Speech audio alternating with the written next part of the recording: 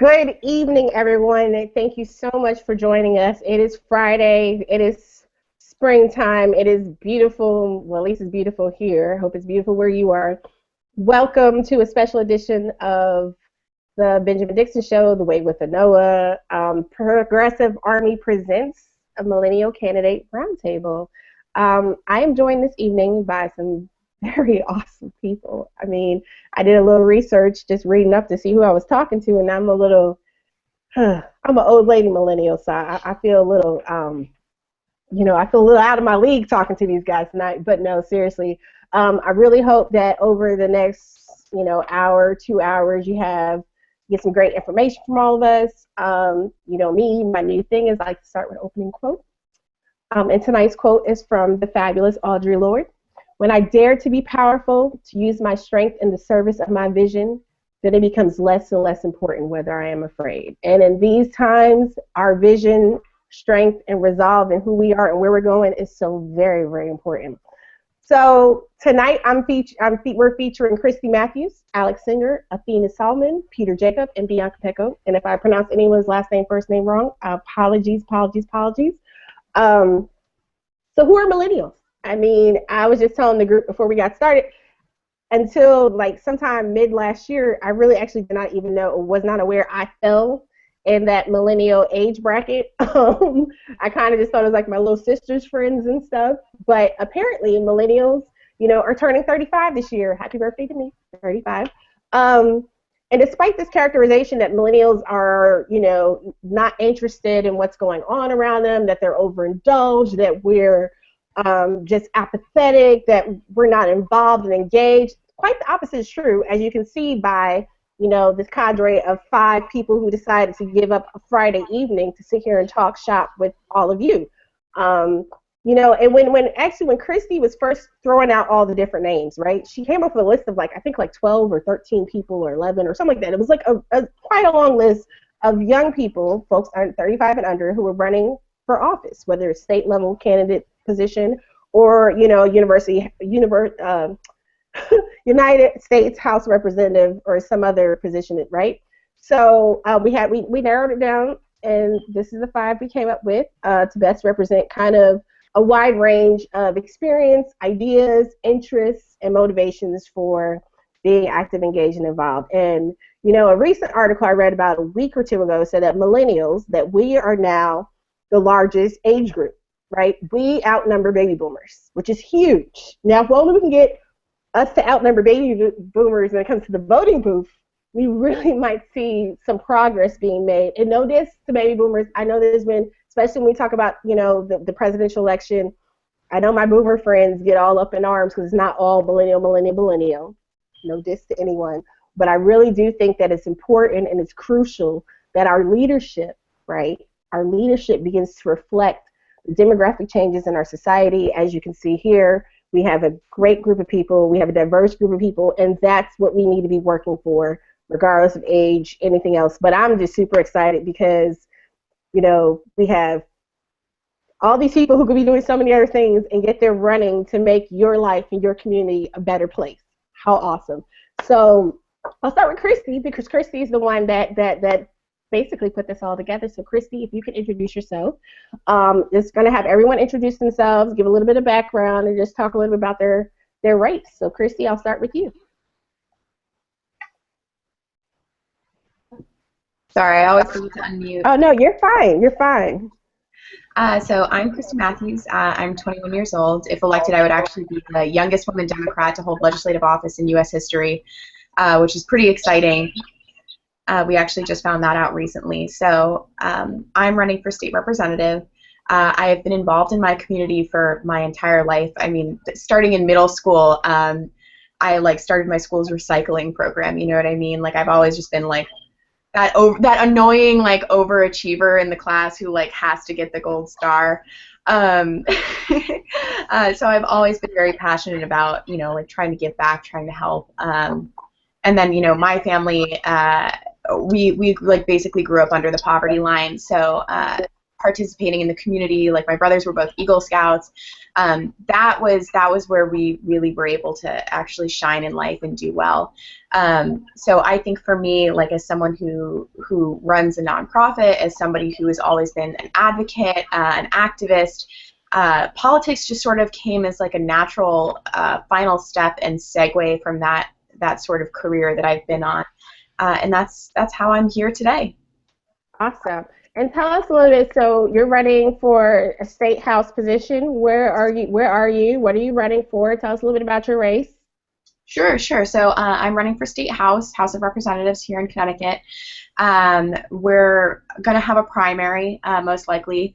And it's very interesting because my district is actually having a race between 3 women. So I have a primary against another woman Democrat who's 31, also a millennial. And then in my general election, I'm going against a Republican incumbent who is a woman, also 41 years old. We've qualified for our grant here in Connecticut, which Connecticut is one of the few states that actually does publicly funded elections. So for State House, if you raise $5,000, the state will actually give you funds up to $30,000. Yeah, it's really amazing. It really lets people like me get into the race and get involved and make our voices heard. So you get like $30,000 for your primary and then $30,000 for your general. So like there are no barriers. You can really run an amazing race, put together a great team. So we're strategizing. I have an amazing campaign manager from out of New Haven, who's also connected to the People for the American Way network, as Athena is. She's also an alumni of YP. Which I like to name drop because they're one of the best progressive organizations I think in the nation right now. But that's pretty much my race, sort of in a nutshell, and where I am. And it's really just hitting doors every single day, and that's the biggest thing in any race. Okay, great. Athena, since you got name dropped, would you introduce yourself, tell us a little bit about you, and then let us know a little bit about your campaign and how things are going. Okay. Well, thank you, Anoa and Progressive Army, for having me on the show, and thanks to all the Millennial candidates for participating tonight to share a very powerful and united message. So, as you mentioned, my name is Athena Salman, and I am running for the State House of Representatives in Arizona's 26th legislative district. Okay. And the great thing is what makes my district strong is we have an unwavering commitment to progressive values. So a little bit about myself, I'm born and raised in Arizona, and I also come from an immigrant family. Both my parents grew up poor, and neither of them could afford college. So they really had to start from scratch. They started a small business in construction, and through countless hours in the sun, they lifted themselves into the middle class. But my parents, they had larger dreams for me. They imagined me getting a good education and going to college. And so through hard work, I became the first in my family to graduate from college, receiving my degrees in economics and political science from Arizona State University. What really, I guess, inspired me to become politically engaged and politically involved was while I was in college, I witnessed several attacks on my community. So there were extreme cuts to education and healthcare. SB 1070 passed, which is the Papers, Please law, and then right after that, HB 2281, which is the ban on ethnic studies. There were environmental meltdowns. Okay. Yeah, I remember that. Okay. Yeah, on women's rights, simultaneously. So I knew I had to do something. So I organized. I organized students to fight budget cuts and xenophobia. I organized community members to increase Latino voter turnout in Phoenix City District 5 by over 400%. I organized workers at the Union Shop Steward to help register thousands of new Latinos during the Adios Arpaio campaign. I fought for our rights in Congress and at the state legislature, and while helping local Democrats get elected. As a member services executive for Girl Scouts, I organize communities to volunteer and empower girls to be the leaders that we need today. Us being millennials, we understand our youth are so critical. And I worked for an agency called First Things First, which my primary role there was to shift how people in the community view early childhood. Okay. So priming them to be advocates for young children in our community. So, I decided to run because we are at a pivotal moment in our state's history and in our country, and we really need fresh leadership, and that's what millennials offer. And so I'm running because I want to live in an Arizona quite frankly, where I have full control over my body, where I call the Right. shots over my reproductive system, where my physical appearance is secondary to my character and intelligence, and where I see women and girls validated as such. You know, I want an Arizona where I don't fear for my family's lives. My brother and father have, my brothers and fathers have dark skin, and I wonder, is this the day they're going to get harassed and profiled? You know, I want an Arizona where education is an unalienable right and not a privilege based on your zip code and race. An Arizona where leaving a child behind is a disgrace, a failure of humanity, and something that we will not stand for. I want an Arizona with universal health care.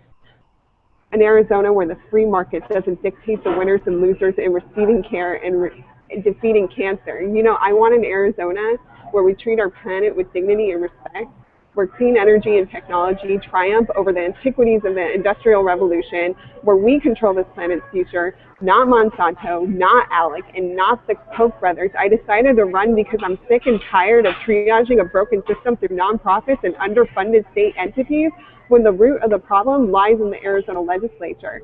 So for you, you know, everyone out there who wants strong champions in elected office to fight for our community and our family, millennial candidates like myself, Athena Salman, we are those leaders that are committed to making this change.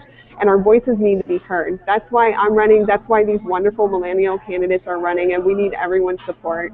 So thank you again for having me tonight, and I'm really looking forward to this conversation. Wow. Thank you for joining us, girl. I'm gonna have to, yeah. Peter, I'll go to you because let me see. Yeah, I'll go to you next, Peter. Sounds good. Sounds like Pleasure to I'll be go after here him. among my fellow millennials. Good evening.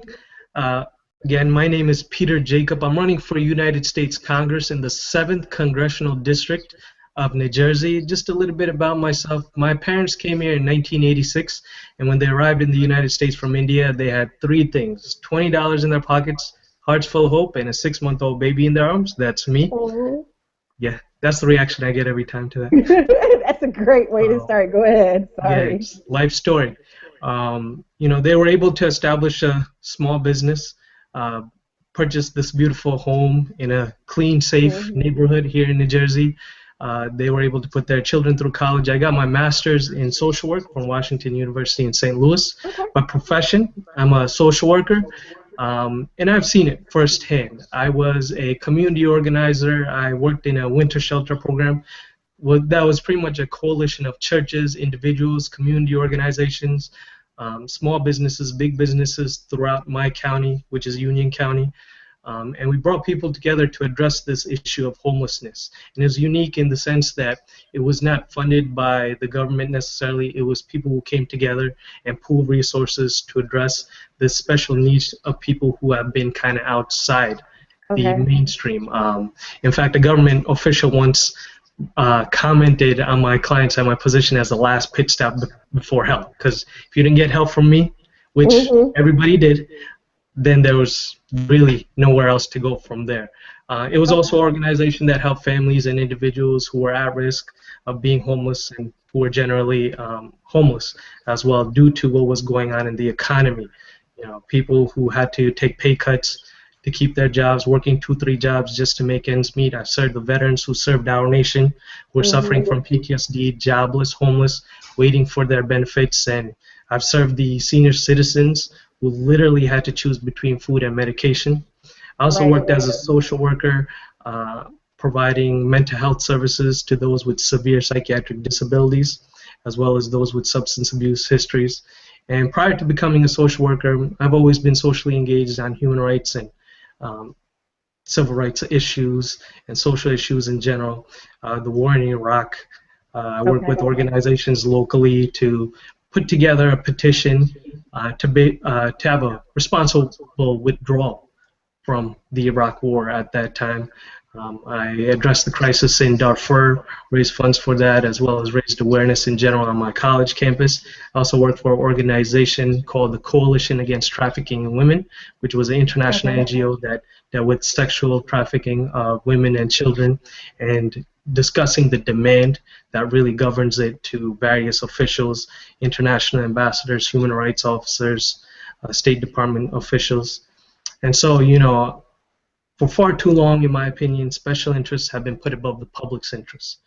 And as a social worker, as social workers, I believe we're uniquely qualified to raise and answer the challenges that we have here in the 21st century. And I believe I could be very effective at the congressional level, make everybody's lives who are here tonight in our panel easier as well, no matter what capacity you're running in.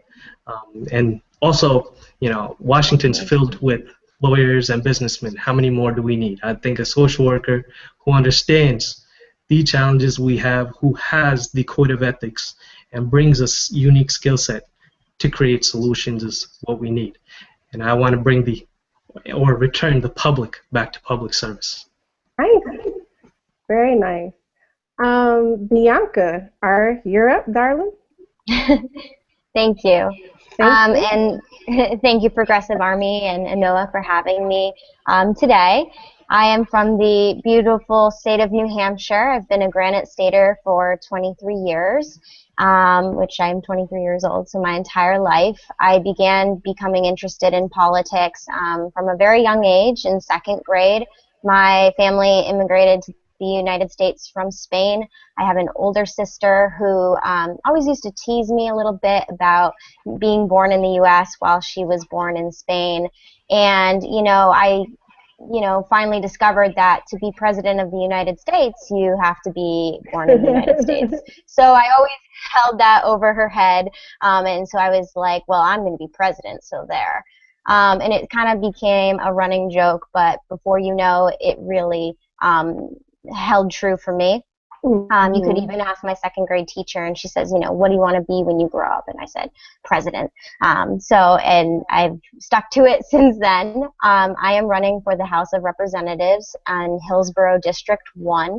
I do have a primary. I am running against two incumbents, both on the Democratic field, to move on to the general. I'm running against a 65-year-old female and an 90-year-old male. So definitely the only millennial in this race, but I definitely have a few issues that I primarily focus on. For my district, trade job opportunities are huge. Not every kid in this district wants to go to a four-year university like I did. They want the skills to be able to move right into the job force, and that's just in New Hampshire we don't have a lot of that opportunity. By day I work in an admissions office, so I see the struggle of students trying to afford college every day. I have to have those tough conversations with affordability and reality of those students, which makes it really, really difficult. I've been endorsed by the WOOF PAC, the WF PAC, Women Under 40, which has been very exciting for me, and I'm really excited to kind of bring a young demographic to the state house in New Hampshire. The average age of the representatives are 65, so there's definitely no millennial voice in there being heard, and New Hampshire has the third largest House of Representatives in the world. So it's kind of crazy to think about it like that. But for such a big house, there's no millennial representation. And that is one of the reasons why I'm running in this election. And, I definitely am trying to create equality of pay, equal pay for equal work. And if that's something I can do in New Hampshire, I'm definitely excited for that and to help propel the economy, especially here in New Hampshire. A lot of young millennials are leaving the state because of job opportunities and high tuition rates, and I want to do my very best to bring them back home and be able to help boost our economy here. We have the federal amount for the minimum wage, so we go off of the federal minimum wage, and we don't have our own. So I would definitely while in office, try to work on that so New Hampshire can have their own minimum wage to help millennials come back to the state and, grow their families here and enjoy their time here just as I have. Awesome. I just want to say, I like what you said about how not everyone wants to go get a four-year college degree, right? Like we need options regardless whether you go to college or not, right? And I like that. I don't want to put myself in the doghouse room, but I'm an attorney, so I went through a lot of school, But my partner is a union iron worker, so having those other options, available, they definitely, I mean, we're still able to have a very comfortable lifestyle, even though, So I think that's a really excellent point, and we need to make sure that people have all options, and we're not leaving folks out. So that's awesome. You guys are great. Thank you. Did we not get Alex back? No, we did not get Alex back. So our fifth guest for the Having evening. some technical difficulties. He's not Okay, going so our fifth guest from the evening was Alex Singer. So if Alex is able to come back on with us, excellent. From the little bit I just gleaned, I'll just tell you guys a little bit I seen. And I actually had a question for him, so hopefully he'll get back on. But Alex is running for the 3rd Congressional District in Nevada, U.S. House Representatives. Very, comprehensive platform. I got a chance to peruse through his site earlier. It looked like from his site, and he can correct me later on if I'm wrong, that he is either a member of or has been endorsed or has some affiliation with the Working Family Party. And for those who are familiar with, Senator Sanders' campaign, the Working Families Party is one of the organizations that have endorsed Senator Sanders. So, Alex has, commitment to, I think it was, support a fight for 15, affordable health care. He shares on his website. I'll get a link to drop for everybody's websites, Facebook pages and stuff for everyone watching. But on his website, he shares a personal story about a health concern that he had come up several years ago. And his testimony basically is about, if it wasn't for the fact that he had, affordable access to health care, this could have been a very life-threatening situation for him. And he's blessed to be in a situation where he's had good health care. But he acknowledges that not everyone in his jurisdiction, has benefited in the same way, and that, he supports universal health care and making health care affordable and accessible for everyone. So did have a small question for him. But I guess also the other thing, and then we'll get into our conversation. I was reading, because like I said, I did some research just to see who I was talking to, and everyone's really awesome, and I didn't want to start pulling out little facts and embarrassing one. But Peter, I was reading an article, and Peter had this really awesome quote. I think this sums up perfectly what everyone has just said, and then some. And the quote, and I can't remember the article I pulled it out of, so sorry, whatever New Jersey paper I sold this from, but the quote was, "We cannot be free if we have to worry about access to clean water, air, or food. We cannot be free if we have no idea how we will be able to pay off our children's college education or how we will be able to pay off our student loan debt. How will the next Bill Gates or Elon Musk start their new businesses if they are forced to work tirelessly at a low-wage job or hang on to a job because of health care? How can we be free if we are lying awake every single night worrying about how our bills are going to pay tomorrow?" Yo.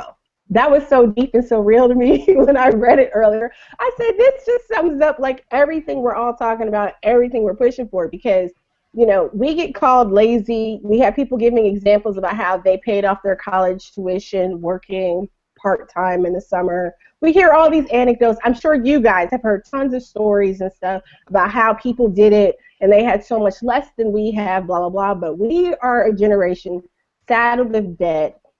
Some of us have been shut out of opportunity. Some of us are making opportunity for our own. I mean, it's all types of stuff that happened, and millennials just take it in stride. And as you guys see from this group that we have tonight, they're not only taking it in stride, but they're taking it to the next level and making it better for everyone. So I just wanted to, and we can go around however you guys want. It's very chill. We're all friends. I just one of the questions that I had, just looking at everyone, just kind of looking at your jurisdictions, looking at who you're going up against. Peter has a fortuitous situation that has happened. But what are some of the barriers or challenges that you all have faced, in deciding to run and actually running? I know you guys have formidable incumbents. What are some of the barriers you face, just in the community, from the party, just anything in general? And then I have some more to go into.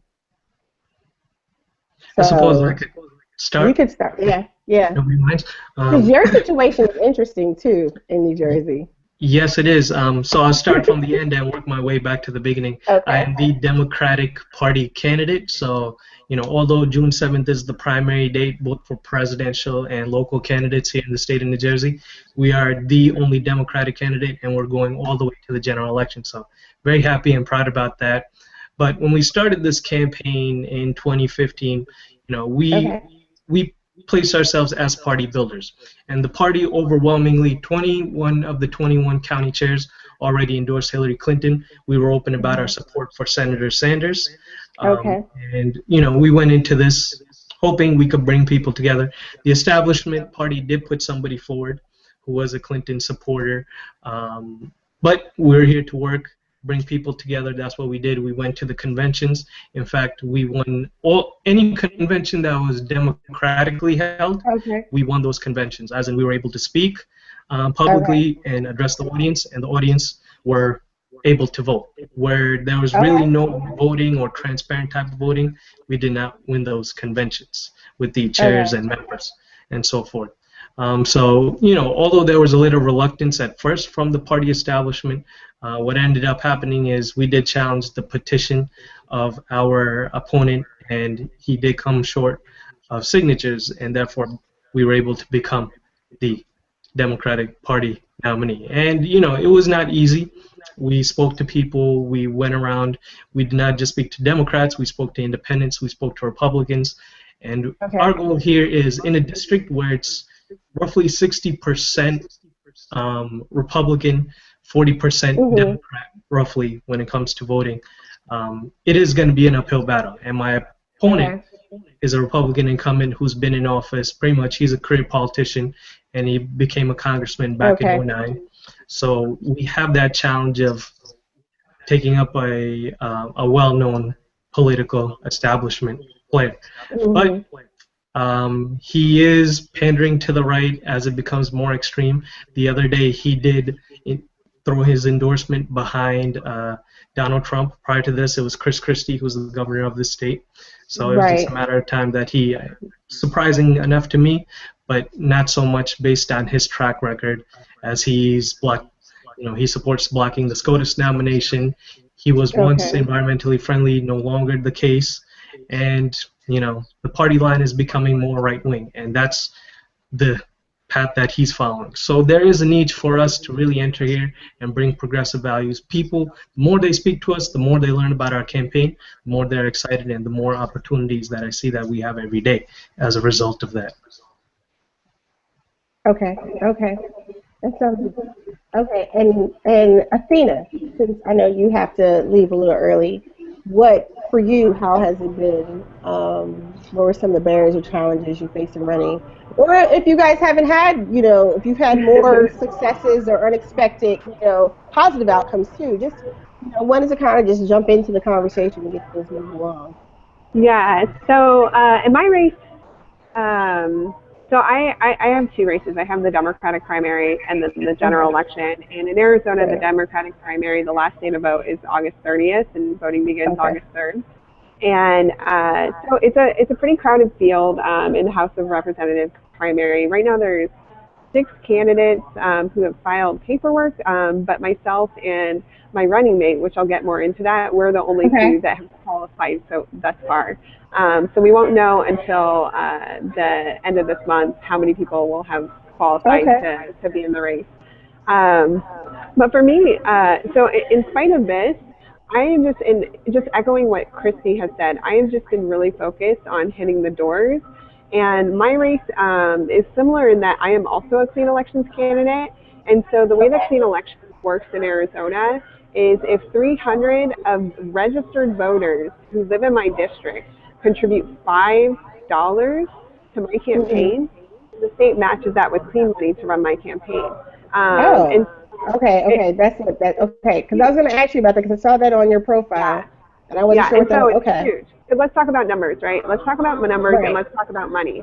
So right now, Arizona, if you're a traditional, so you have traditional candidate and clean elections candidate. So if you're a traditional candidate, you can accept up to $5,000 from an individual PAC or a wealthy individual that you know, 10,000 from a couple with a lot of money, and essentially you can fund your entire campaign without getting a cent from any of your constituents. And so compare 5,000 to $5.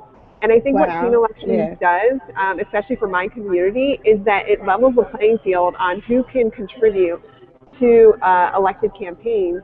And Mhm. ultimately, instead of having to talk to PACs or wealthy individuals, I had to talk to donors, or I meant constituents. I had to talk to constituents in order to fund my campaign. And I think that's just so empowering. And I think that really is what democracy in the long-term vision where I think this country should move towards is to a more clean election system where it doesn't matter if you're wealthy or if you're a college student. If you have a passion for public policy, to be a public servant, and you think you can make a difference, your voice should be out there. And then the other big decision in my campaign was I decided to run as a part of a team instead of as just me being an individual. And Okay. so there's 2 House seats that are open. So I'm running, and I'm running with a woman named Gisela Blanc. She's actually sitting right next to me. Hello. Hi. Oh, we get a 2 for 1. Yay.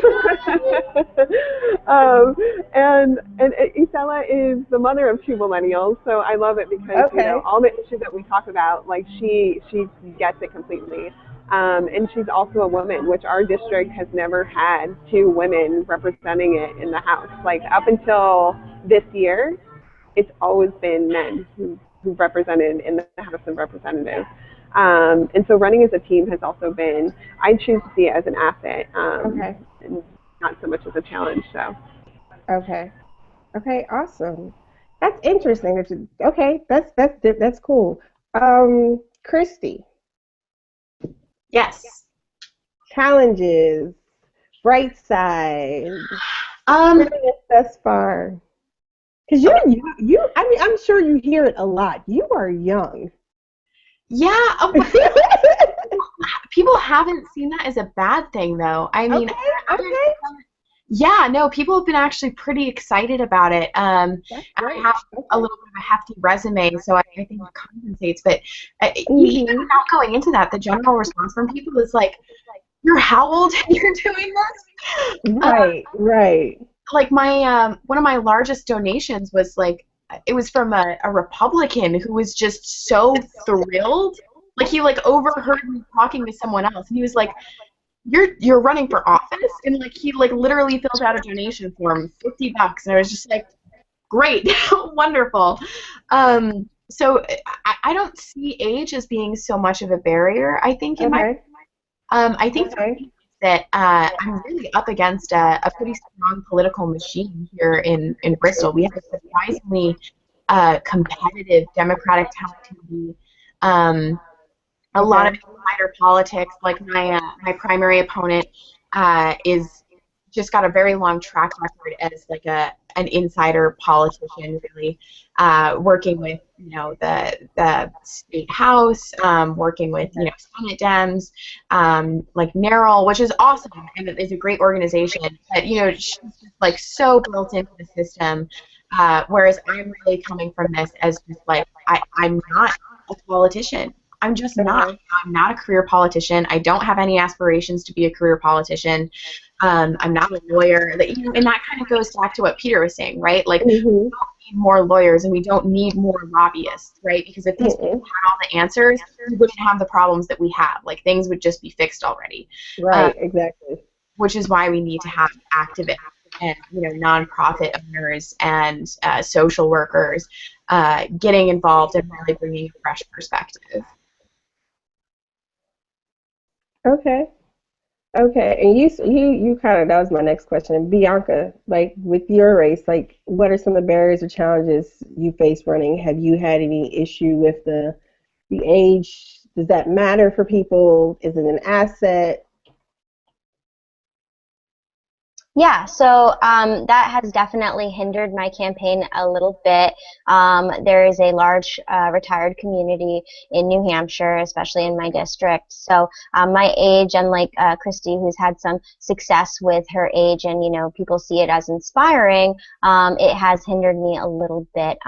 But for me, I continuously see Granite Staters being like, well, we're tired of the same old thing. So I tell them, we'll bring in the young new thing, and that's definitely something that my campaign campaign team is doing, and trying to show that I am just as experienced, and I bring in something that they can't bring, which is the young age. When they were young, that's fine. They've experienced being young, but today in this age, it's totally different. My generation communicates with 160 character sound bites. You know what I mean? So, and that's something that they're not really used to. The state party, I've had some struggles with them. They're trying to support winning candidates, which I totally understand, but I'm trying to support winning ideas. I like that. I like that. So how have you found it working, like trying to do what you need to do with your state party apparatus? Like, are you getting a lot of resistance, like how Christy was just describing, being up against the Bristol machine, so to speak? I mean, are you having similar issues? Are you finding some ability to make headway with folks, or like how does that work for you on your local level? Sure. So I am seeing some resistance within the party, which is unfortunate, whether that's access to, data or information of the district. But I have had support from current Senate members of the state and House members. So it's kind of who I'm giving touch points to and meeting and networking with. That is how my campaign has been able to be supported. And so I've reached out to many of the current seated members, and that's kind of basically, it's if they get a chance to listen to me, I know that I can show them that age is not all that matters here in the Granite State, as long as we have, the right ideas and the right morals up at play, then we're going to be able to accomplish great things. Okay. Right. I'm trying to also tweet. We're a little short. It's Friday night, and we usually don't do production on Friday night. So I'm trying to tweet out for you guys some too, or whatever. So just kind of like now turning to your actual individual races, right? I'll go back to Peter again to try and, well, actually I'll go to Athena because I know Athena has to go sooner. Athena, just, so talking to all of you guys, just thinking about the needs and priorities, just talk to me a little bit about the needs and priorities of, the district you're running for, the state as a whole. Like, what are some of the needs and priorities you're seeing or you're hearing from listening and talking to people? Because it sounds like everyone has been has been very involved in the communities they seek to serve.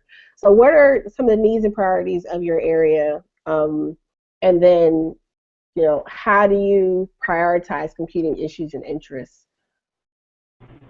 Yeah, so in both my district and the state, one of the top issues in Arizona is education. And I would say another issue is healthcare. And so there's two things that are going on right now. So our legislature, and right now it's majority Republican, and the governor is also Republican, and our legislature just has a stubborn unwillingness to fund education. Last year, they completely eliminated community colleges in Maricopa County, which is the county I live in, from the budget. And every single year since the recession, and also before the recession, they've been cutting K-12 education. When I was in college, they actually opened up the budget in the middle of the fiscal year to make cuts to education and healthcare. But here's the thing, right? While they're making cuts to education and healthcare, there's the same exact number going towards tax cuts for corporations. Oh. So, yeah, so taking it, when we talk about special interests, pitting the interests of kids versus corporations that really don't need a big tax cut. But what's been really big, and I need to update it on my Facebook because it just passed finally, but yesterday or 2 days ago, the Republicans voted against Kids Care, which is the state insurance program for children who do not qualify for Medicaid, but their parents aren't wealthy enough to have health insurance coverage for the kids. And so if that actually had passed, like if they hadn't gone back today to vote to include Kids Care, we would become the only state in the country that doesn't have a health insurance program for kids. And not only that, but Arizona didn't have to front a cent. The federal government was going to pay for all of it. So, we just see it's at what point is it just ideology? Right. And some of the things that some Republicans were saying is that, oh well, if we give health care to kids, then they're going to expect handouts in the future. What? I look it up on Twitter. But this is like this is the thing, and this is really exciting. Estella and I were talking earlier, and Arizona's becoming a light purple state. We're not dark purple yet, but we're becoming a light purple state, so it's just, things are changing. And the other thing is that 30% of people, and I think this is in the country, I don't think this is just limited to Arizona, but 30% of non-white, so people of color, have been registering the which is an increase, because you look at a decade or two ago, it was only 2%. Okay. So, but really it's just education, and that's both K-12 education, early childhood education, higher education. I've talked to young voters at the door who dropped out of college early because, they couldn't afford college and they just didn't want to incur the debt.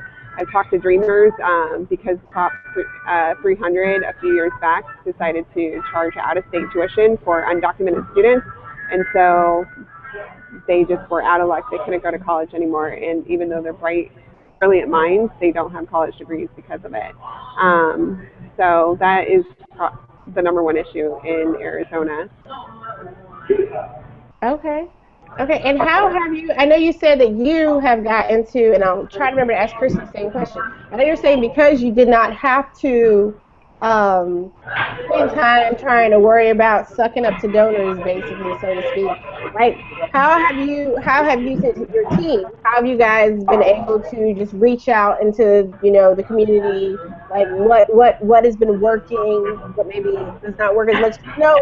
One of the biggest challenges we seem to have, especially when we're talking about, voters of color, is really getting out the vote, is, getting out necessary civic and voter education information, so to speak, right? Because it almost seems like to get people involved and engaged in the process, we have to have some type of education and discussion to kind of help people come along with the issues. How do you see kind of that process where you are?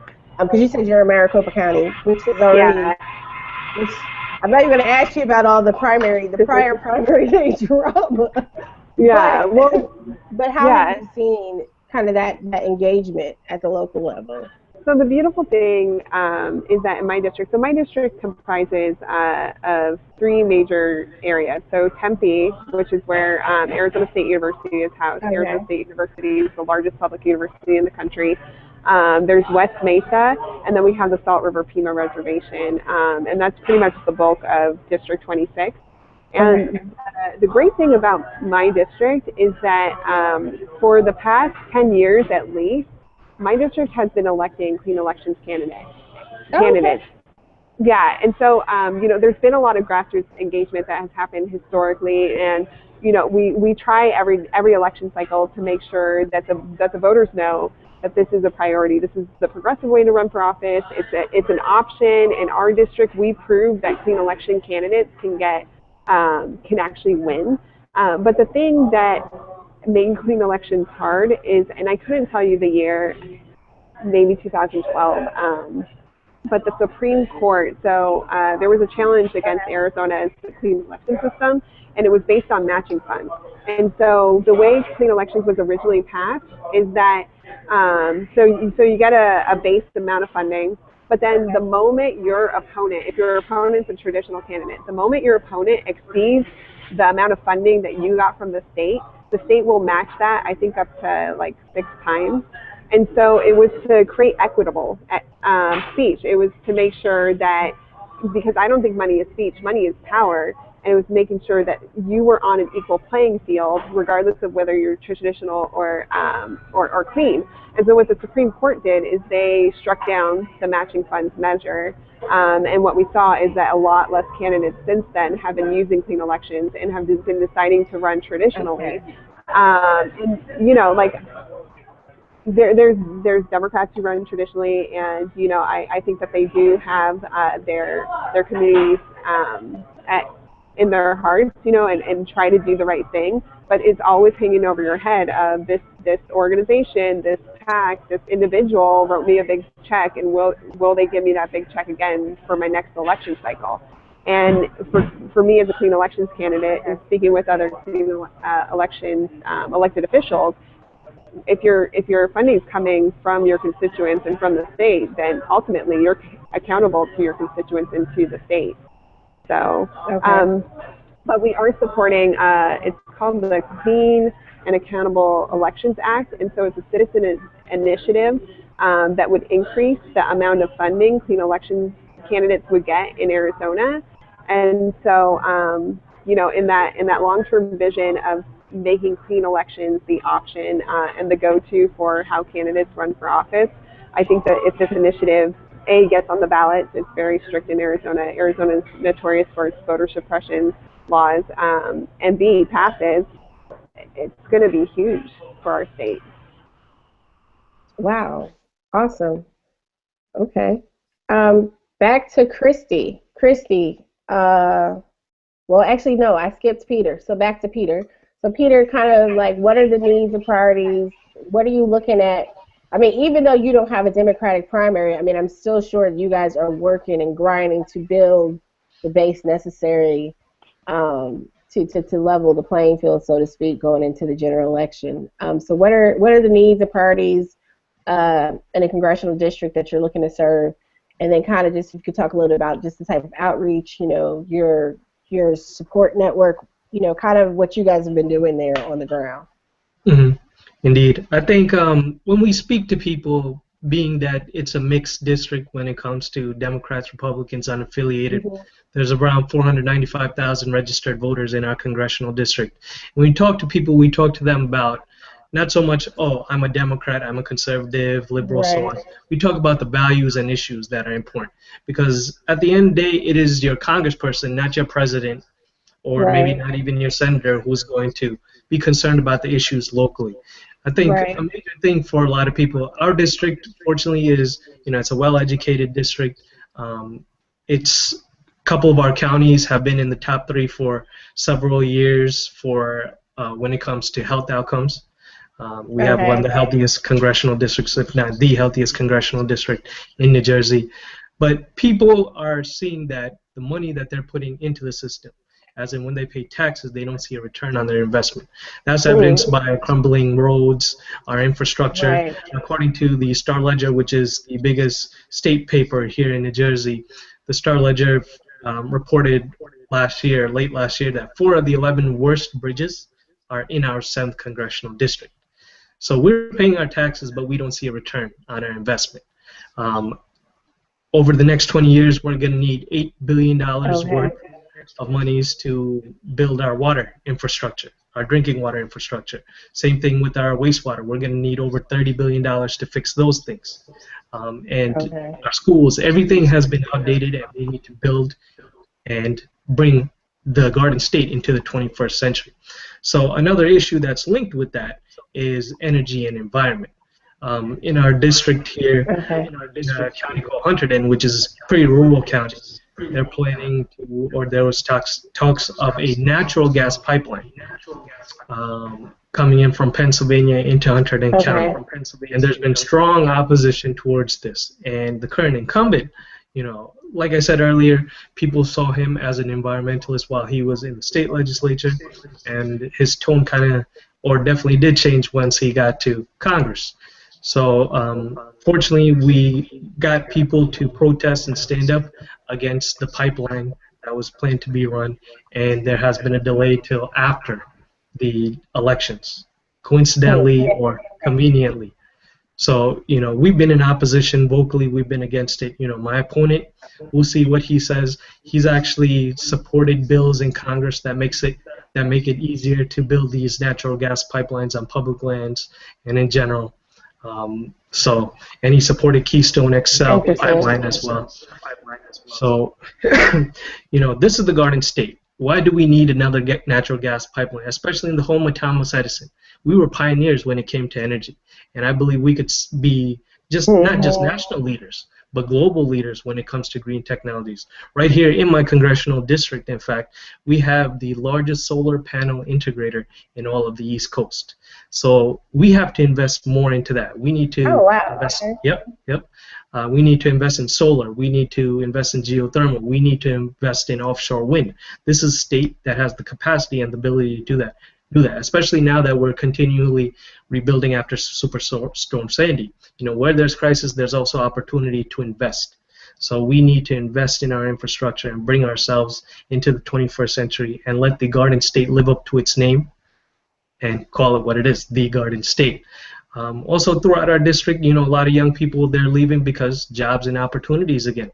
If we could bring those clean energy jobs, if we could bring that entrepreneurial spirit back into the Garden State, maybe more young people will hang out and be around to bring those ideas. We are that generation that's going to answer the challenges of the 21st century. Like we were saying earlier, millennials get a bad rep, but hey, we're the ones who started the Occupy Wall Street movement. We're the ones who brought LGBT rights and gay marriage to the forefront in this nation. We created the Black Lives Matter movement, and it will be out. We're right now at the front lines when it comes to climate change. We will have to be the ones to take a leadership role in this. We see what Tesla's done, and now that's open source information, and we have the ability.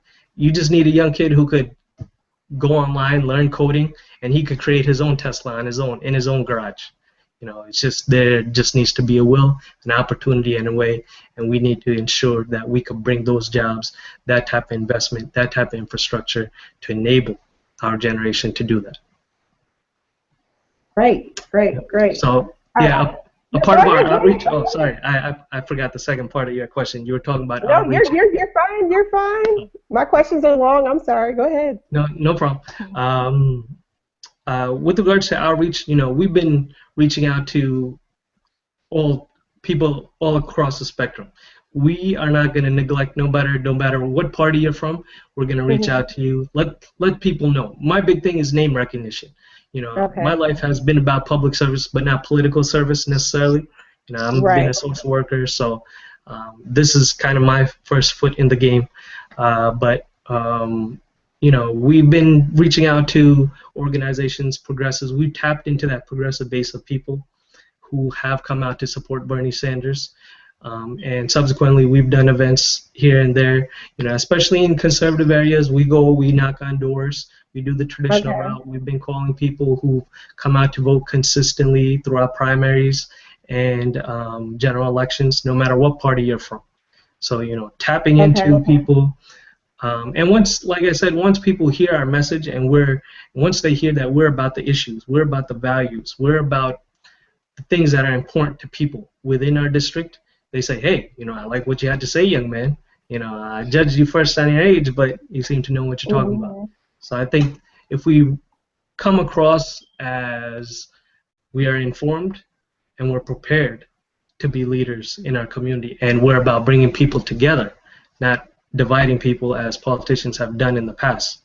I think that's a kind of nuanced approach that other people haven't really taken.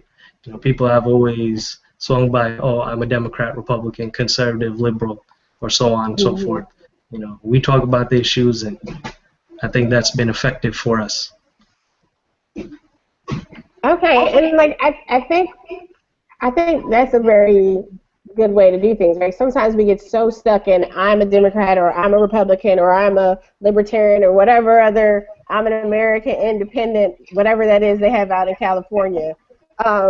We get so stuck in these labels that we, disregard the fact that we are actually all members of the same community. There are many, people have different positions in life, different issues, but there are, like you just mentioned, energy concerns, Drinking water safety, most definitely, as we've seen in Flint, as we've seen in so many other communities, drinking water issues and infrastructure, bridges, roads, those are things we all have in common. I'm in Georgia. I didn't say this earlier. I'm in Atlanta, Georgia, and I live like on the border of a very wealthy neighborhood. And it is a shame to see how awful the roads are because I know their taxes are high. Like it's awful. We are dodging potholes as if I was in like some other part. It's just those are issues. You're right. Those are issues that when you start talking to people about investing in the infrastructure and the bridge piece is so crucial. Bridges and road safety, things of that nature, that affects everyone across the board unless they have a private jet or helicopter that they're taking to work. But for most average people, so I think that's a great message too. Is like finding the common ground, right? Because when you are an elected representative, you're not just representing those people who showed up for you at election time. I mean, it's great, and those are the people that we're really thankful to. You represent everyone in the jurisdiction, and I find your approach very refreshing. I'm very refreshing. Oh, refreshing. It's not even a word, Anoa. Refreshing. Christy, I forgot my order. So just thinking about your district, your constituents, what you're working up, building up your brand and base. What are some of the needs and priorities you're seeing where you are, and then kind of how has your outreach been going thus far? I think it's kind of interesting listening to what everyone else is saying because it seems like we're all struggling with very similar issues, which okay. Something I actually hadn't really considered before, right? Like we're all trying to invest in, sustainable energy. We all want to make sure that we're creating, affordable colleges and, educational pathways, whether that's a four-year university or something else. And then we're all dealing with immigration, right? Like all of our states have, massive issues with brain drain where like all of our best and brightest young minds aren't being retained and they're moving into larger metropolitan areas for better job opportunities. Here in Connecticut, we just lost one of our largest employers, GE, up to Boston because they provide a much better framework for the kinds of workers that they need in the 21st century, people who understand science and technology and have a globally oriented perspective and are creative and innovative and really challenging of the status quo. And that's something that I think every state, honestly, at this point is going to have to start bringing to the table because you look now and we're post-suburbanism, right? We're in a world right now where people don't want the little white house and the picket fence and the 2.5 kids. It's just not the same ideal for millennials. So for us moving into larger cities, whether that's near me, New York or Providence or Boston, or if LA or Chicago or whatever the largest metropolitan area is within like your tri-state region, right? So we are making cognizant choices in the way that we're actually formulating our states like as a whole. And I think that's something that state representatives and congressional candidates as well need to consider moving forward, right? Because urbanization is something that we're imminently going to have to deal with, right?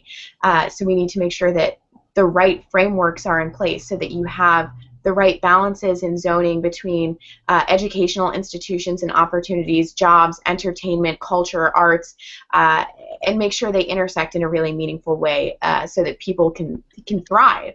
So I think that's something that we all can sort of see as a challenge to the nation, and that is something that I personally am very adamant about trying to see changed in Connecticut. And, of course, there are issues with, making sure that we have better funding for senior citizens and their services, veteran services, children and families, making sure that, you're ending the wage gap for women, getting paid family leave, really making sure that you're getting a good quality of life for all people. Right. Of age or class or race or ethnicity or religion, and opening up equitable opportunities for all people. So I think that's something that is the foundation of my platform. And for myself, I really like to sort of stress that I'm not a single issue candidate because we don't live in a single issue world. So when people get these very small talking points, although I think the sound bites are great, you need to have a much deeper understanding of the way the modern world works, because we are approaching a globalized economy that if we are not very, very, very careful of, we're not going to be able to compete in it. And that's as much for a state representative as a congressman, as a city councilor, really. You know, it's just a perspective that we all need to start holding, I believe. Wow. Okay. I gotta and that's what I think. That's another thing I think that does not get understood well enough when we're talking about younger candidates. To some extent, no. I know we have some people in the chat room saying that, you know, we have grandmas organizing, and there are people who are coming brand new to this and they're older in age. Focusing on millennial candidates tonight is not a diss to anyone. I just want to say that it's not a diss to anyone. It's celebrating that there are people in our age block who are stepping out and saying, yes, I want to serve, and I'm not going to wait until, you know, someone comes and hands me the baton and say, hey, it's your turn. You know, like there's we see that so much. Like, I don't know, you know, I remember when President Obama was first running and there was all the stuff about, you know, he needs to wait, he doesn't have the experience, you know, it's not his turn. There seems to be so much of that it's not your turn language. I've heard people here who have been interested in politics say the same thing. It's not your turn. You know, we need to wait and let people, as if somehow these positions are a part of some package given bestowed upon someone based on seniority versus earned, you know, based on who is best represent the district. And what you just said, Christy, is just so awesome, but also crucial, that you cannot be a single issue candidate, right? You can't just say my one thing is this. And I think all of you all have given such a mixture thus far of what the cross section of issues are in your areas, but also how that I can see how. And Christy, you mentioned how some of the same challenges are popping up. I can see also how these issues, even though, you know, Peter's in Jersey, Athena's in Arizona, you know, Christy's in Connecticut, Bianca's in New Hampshire, you know, I'm in Georgia. We are facing a lot of the same challenges and issues. Our country is at a very interesting point, and where we choose to go and how we're choosing leadership is definitely going to start playing out when this crop of elections and going forward. Can I chime in? Right. No, go ahead. Yeah, jump in. Yeah, and you guys, if something happens and you guys want to jump in, definitely. Let's just keep it flowing and moving. So go ahead. Well, and I actually have to hop off pretty soon. You're fine. But Go ahead. I completely appreciate what Christy has said, and you know, and the conversation. And I agree that we're not single issue candidates, but I think the thing that's critical and the thing that's key is the values that we stand on. Right. And so when I'm listening to you all speak, like, to me, the big value that keeps popping into my head, and we really need to bring it back to the forefront. I know we've shied away from this word, but it's equality.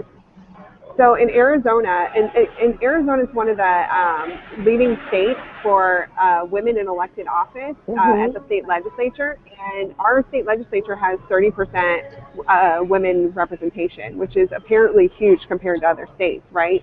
But why is that? Why is it not 50%? You know, and then when you look at the women who are in the legislature, there's no, to my research thus far, there's no women under the age of 30. So we're even though that there's young men who are under the age of 30 representing in the state legislature.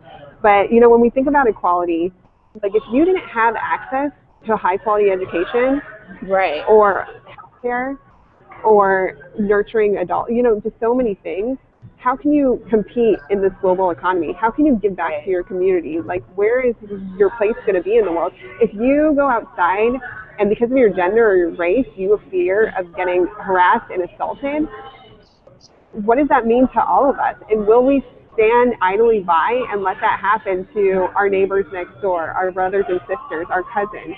You know, and so I think the issues are important. But at the ground of all of it, I really do think that the big value is equality. We all deserve healthcare. We all deserve clean water. You know, we were talking about Flint earlier. We all deserve a robust education. And then the last point I want to make, so that and the reason that I keep pivoting back to education is because of the conversations I've had, not only in my own district, but throughout Arizona. So I worked for the Girl Scouts and did a lot of organizing in northern Arizona. And rural communities, which a lot of northern Arizona is rural, really have a lot less resources than urban communities, which is the district that I represent. And in one small town, not only did they have to, because of the cuts to education at the state legislature, not only did they have to cut school down to 4 days a week, but they no longer could afford to teach the kids science. Are those kids going to have great jobs in the 21st century? Are they going to be able to go to college? And it's all because of their zip code. It's all because of where they were born. Those kids didn't decide not to learn science. Like, that's society deciding for them. And so it's equality. It's equality, equality, equality. Everyone deserves an equal shot to lead healthy, productive, pursuit of happiness, happy lives. And that's what we are all committed to as millennial candidates. And, you know, I mentioned that Estella Blanc is my running mate, and, you know, she's not a millennial. And so we get that this is cross-generational work. We get that we're all in this together. So, and with that, I gotta hop off. Okay, thank you. I'm so happy you were able to join us. I'm definitely going to stalk you now on Twitter. No, I'm sure I'm not going to stalk you on Twitter, but I'm definitely going to check you out on Twitter. And I gave a shout out to your running mate too on Twitter. So thank you so much for joining us, and you enjoy the rest of your evening. Thank you, guys, and good luck on everyone's races. Bye. Thank you, Athena. Take care. Thanks. All right, Bianca. Yeah. So I'm glad it's my turn. Yes, I was not going to. But I'm also going to say that it is my real turn because I'm running for office, and you know it's definitely something. How you said it, no one tells you when it's your turn, and you know it is my turn because I say it's my turn, and I think I can help with public service, and I'm ready to do this, and I'm ready to help. So I'm glad you made that point. I know it was very helpful. But also two really important issues that I want to chat about real quick from my district. One is trade schools, I mentioned before, but definitely really important. There's a lot of students in this district who are not, trying to go to a four-year institution, not even a two-year associates.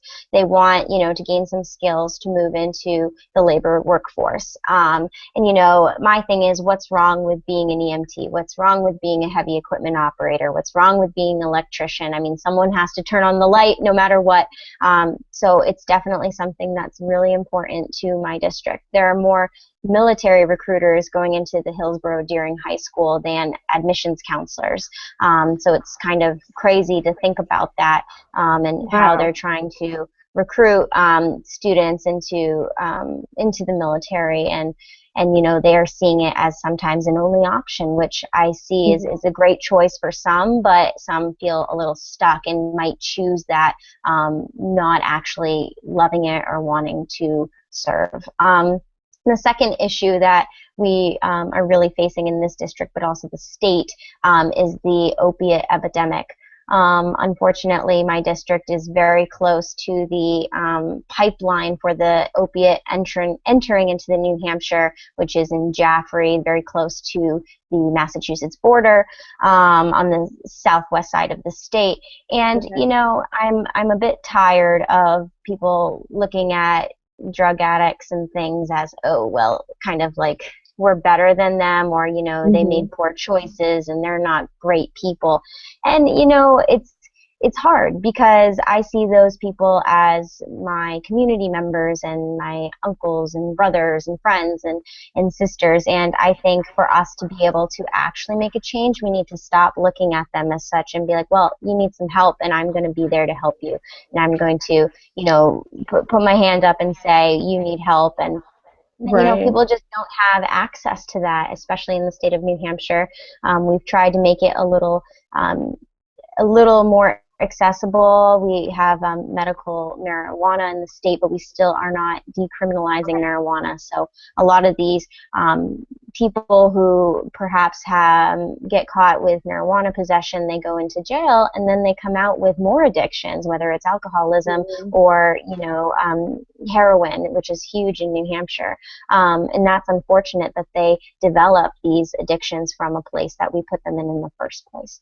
So I'm definitely interested in opiate reform and mental health, along with health care. We have spoken about health care and how it should be a right, not a privilege, and I totally agree with that, but mental health is definitely something that is a big part of that too, that I feel sometimes we tend to forget about. With that, also, just switching gears a little bit, the University of New Hampshire, our biggest state school in the state, has the highest in-state tuition of anywhere else in the United States.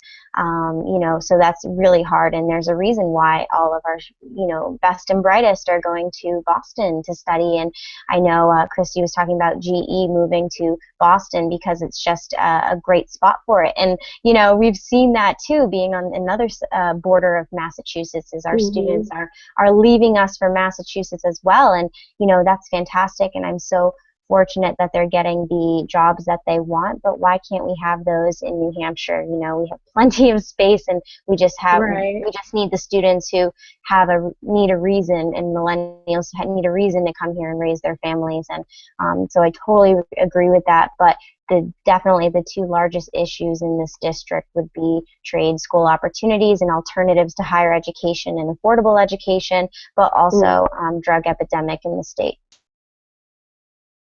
Wow.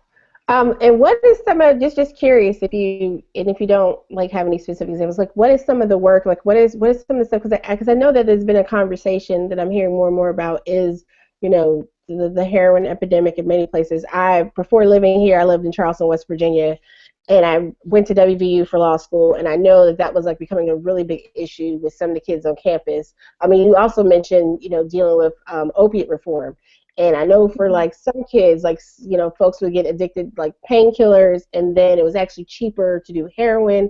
Do I have that right? Yes. Yes. So I know it's becoming a huge concern, and it's just so wild because I don't think growing up I really people did drugs. I'm not gonna pretend I grew up in the 90s, grunge music. I'm not gonna pretend people didn't do drugs around me, but I don't think I could ever think of any of my peers in high school, college, or any other point ever, and it just seems like we've had this explosion almost in so many communities. What type of work or how do you see it being handled in your community? What are some things that you think might need to be changed, or is it not being really addressed very well at all, and it's just something that needs more attention?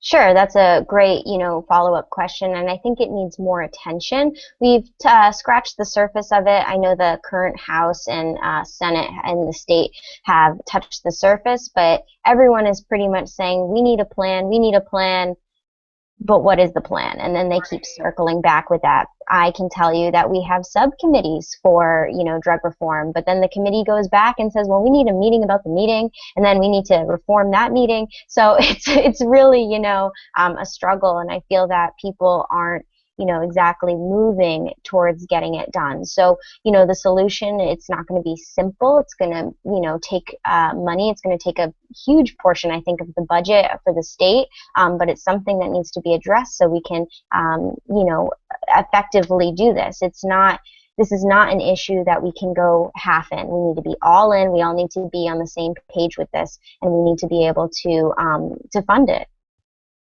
Okay. Yeah.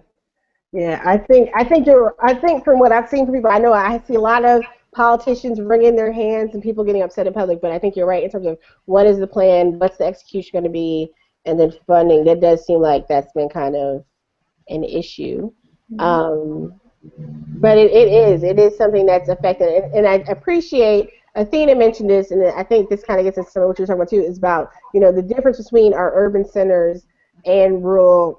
And looking at the needs of rural communities. And I don't know if Peter and if Christy, if you guys have that dichotomy as well in your jurisdictions, but again, going back, I always go back to my West Virginia experience because Charleston is a little urban, and then it gets very rural in some of the immediate surrounding areas, and it was a very eye-opening experience living in West Virginia because on the one hand, it's very different and very peculiar set of issues and needs. We're talking about rural communities, rural reform, investment in education. But at the same time, it's very similar to what I saw growing up in inner city New York and Chicago in terms of, poverty, the lack of access to certain goods and resources. Like we talk about our schools and underfunding and not being able to have certain programs or amenities, even books. And they're just like, there's just this similarity regardless of rural or urban, black or white or whoever. But at the same time, there is a need to have more, specific strategies for particular areas. But that seems to be the case with anything, no matter what community you're talking about, that you need to have community-focused goals and not cookie-cutter, one-size-fits-all approaches. And, I just how do you guys, see being able to balance maybe some of, even if you don't have that stark contrast between rural and urban, issues, how do you see being able to address, like, the large variety, sometimes very different, constituencies, issues. Like, how do you see being able to balance and manage all that moving forward? When you're elected, because everybody's getting elected, we're gonna make that happen. Progressive Army, we're on the job. But how do you see that potential challenge or opportunity, right, to build new alliances? If I may jump in here and related to the drug epidemic issue, this is something I've seen firsthand as a social worker. And when it comes to heroin, New Jersey, the rate is 3 times higher than other states comparatively. We have the port area similar to New Hampshire where the drugs are coming in, and it's just kind of created the whole issue. And if we go back to where this kind of exploded, if you look at the war in Afghanistan, after the invasion of Afghanistan, the world poppy supply just quadrupled, and subsequently we saw an issue rise in this nation, the amount of heroin we've seen in our communities. First, it was in the inner city urban areas, and no one paid too much mind to it at the time. I remember speaking to people with addiction issues. They say for $5 they get their hit for the day and they're good. And then years went by, and now it's hitting the more rural counties within New Jersey. Ever since, I think, since 2004, there's been over 5,000 deaths due to heroin in and of itself in the state of New Jersey. And it is being addressed slowly. I didn't think I would have this Friday night praising Christie, our governor, but here I am. He's had a personal experience with it, and many people, in the same way somebody knows someone who suffered from cancer, everybody knows someone who has a drug addiction issue or a mental health issue. Just due to the stigma, we do not talk about it enough.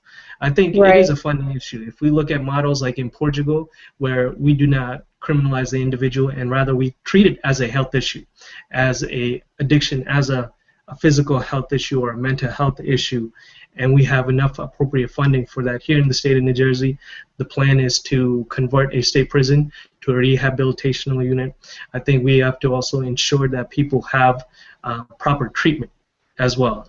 We need to do more research. We cannot replace one addiction for another addiction like methadone. We need to continually do research. And it's people, places, and things. We need to ensure these people, after they're or going through a rehabilitation program, have job opportunities, who are trained, and have the ability to go back as productive people. That's how you reduce recidivism. That's how you reduce the drug epidemic.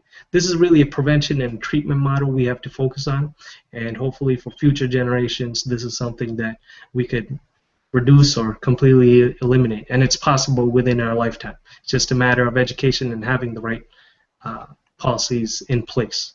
And fortunately, the state of New Jersey is on the right path, in my opinion. Okay. And I actually, go ahead. My personal experience dealing with not with addiction myself, but with people who have had addictions around me. I actually worked at a Dunkin' Donuts in Bristol that was like right across the street from a methadone clinic, and we had someone who was unfortunately battling with addiction come and use in our bathroom, and I ended up taking out the trash and getting stuck with their needle. And we didn't know who this person was. We didn't know if they had or didn't have anything. And that was my senior year of high school. So I spent, Oh, wow. yeah, living with the uncertainty of do I have HIV? Do I have Hep C? And there wasn't really any good protocol in place at the time. And, you know, me being like a 16-year-old, I didn't know that they even had like antiviral, like HIV medication that you should automatically be put on in any case where you might have the opportunity to contract something like that. So I really very strongly, from personal experience, advocate for, you know, safe facilities, safe injection facilities, decriminalization, and making sure that this just stays out of the public, you know, because it really is, it's an addiction. You need to give people, you know, a place where they can go and seek treatment and not face, again, as Peter was talking about, the stigmas. And also a very interesting thing about the heroin epidemic that we also are facing here in Connecticut.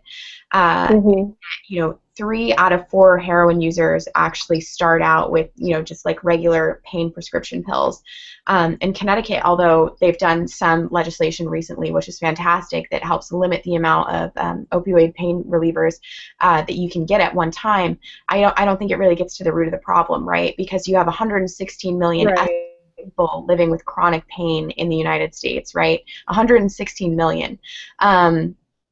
So you need to start looking into alternative like pain like treatments, and then this is where, you know, getting into the legalization of, you know, like cannabis for like therapeutic purposes is really important, because that's a great, very safe way to help people manage pain, help get them off opioids and painkillers, and help reduce that gateway into heroin and other cheap, like dirtier drugs that are so life-threatening and horrible.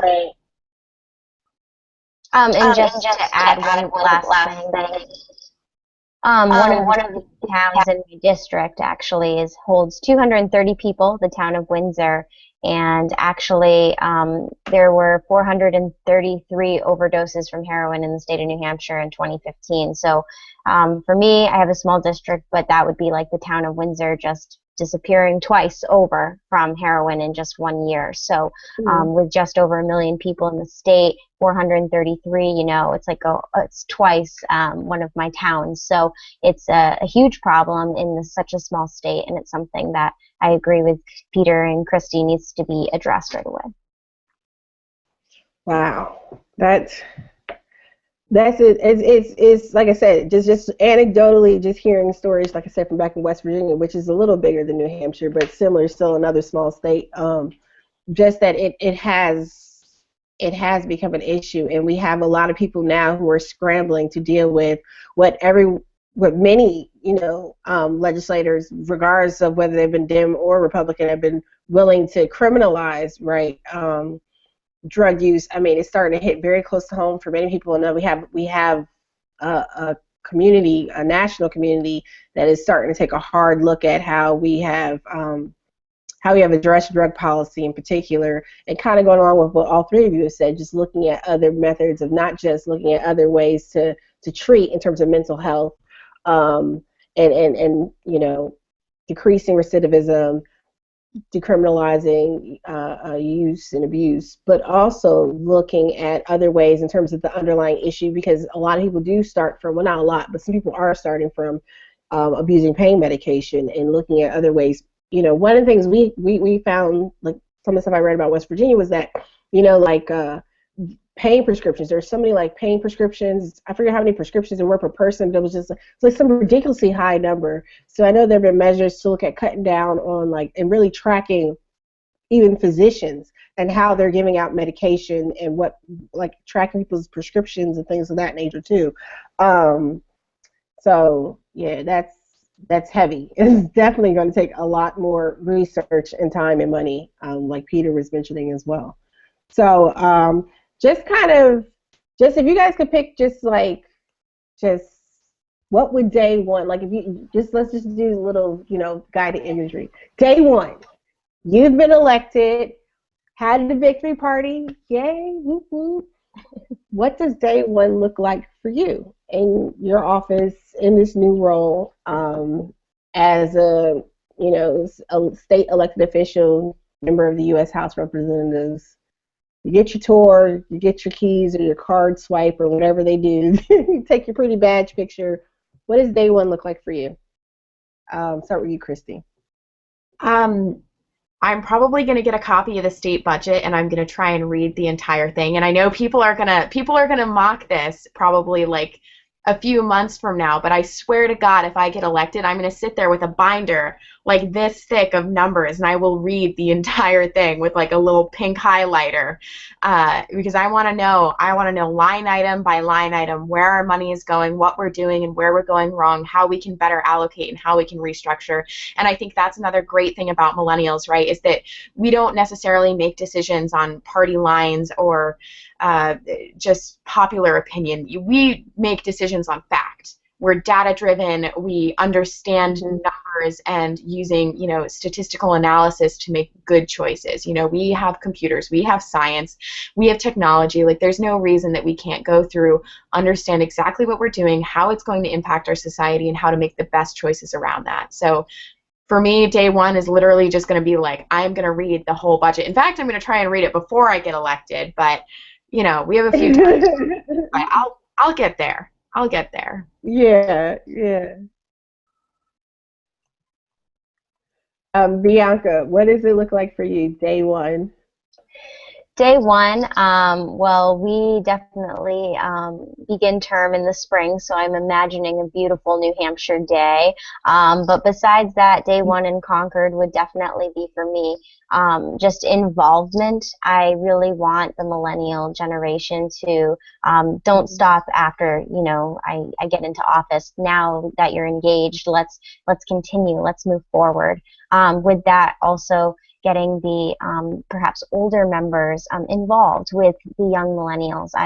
I'm not afraid to voice my opinions, so I think they're going to be like, oh, who's this young kiddo over here? And I'm just going to want to make sure that they understand that I'm here and I'm involved. So day one, I think, would not be gaining respect, because I hope that since I would respect them, they would respect me, rightfully so. But, just showing that the millennial is involved and, we do know what we're doing and we're continuously growing and things like that. But besides that, I guess on day one, a deep breath would definitely be something that I would do. I sort of have image of like Bianca going in and like having it be like almost like a prison scene, right, where she goes and like punches like the toughest guy, so like everybody else knows not to mess with her. Peter, day one, what does that look like for you? Day one, first I'll hang up my School of Athens photo right behind me. I think that'll be the first thing I'll do when I get there.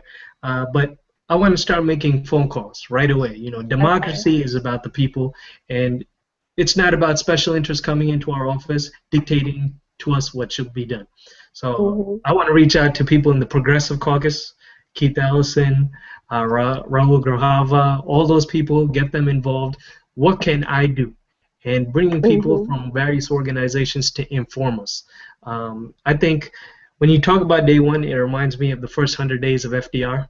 And he pushed all these bills. He created so much, and he was so productive, and he was able to do that.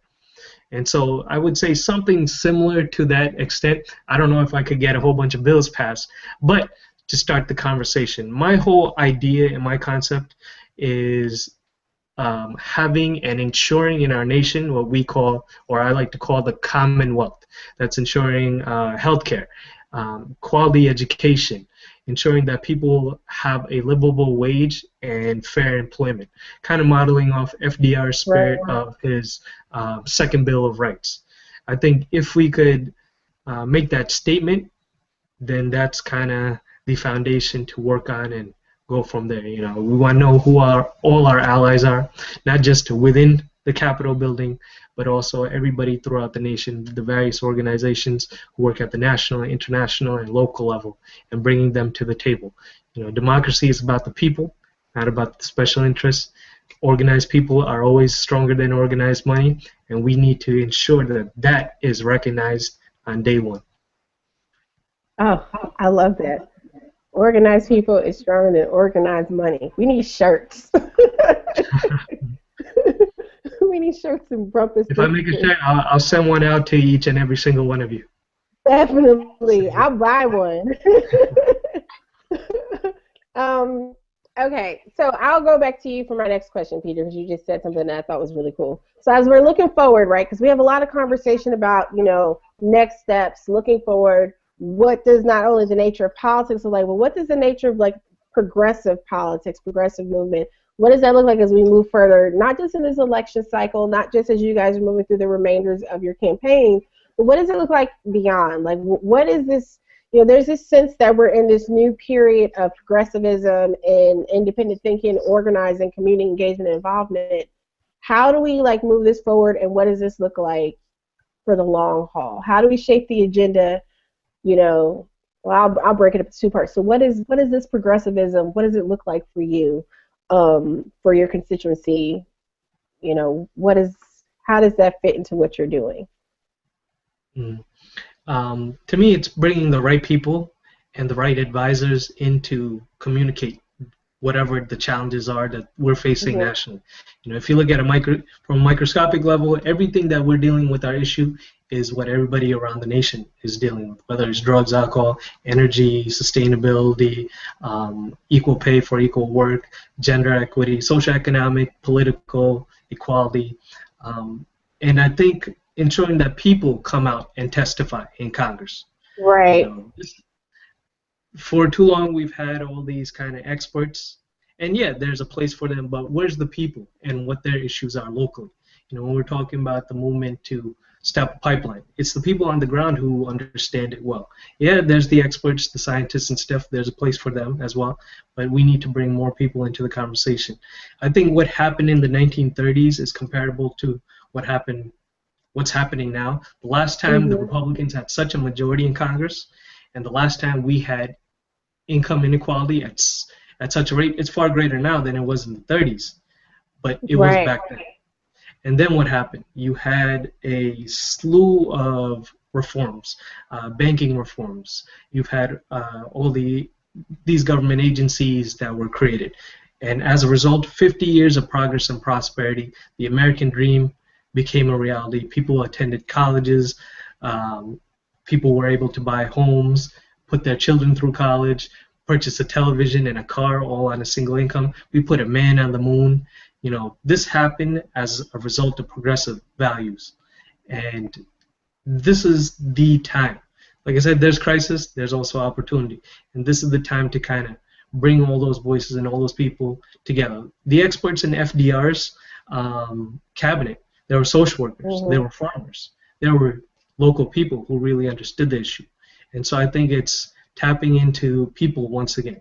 If you look at who the leaders are in government, it's a whole bunch of Wall Street people who sit, Right.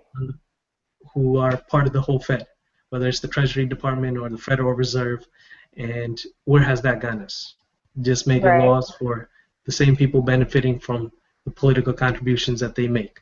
And the politicians, at the end of the day, they're regulating the interests that they're taking money from. At the end of the day, we have to call it what it is, bribery and corruption, and so we need a complete revamping of how the system is working. Okay. I'll go to you, Bianca. Looking forward, we've talked. There's a lot of talk now about progressive movement, progressive politics. I'm progressive, that type of stuff. Like, what does that look like?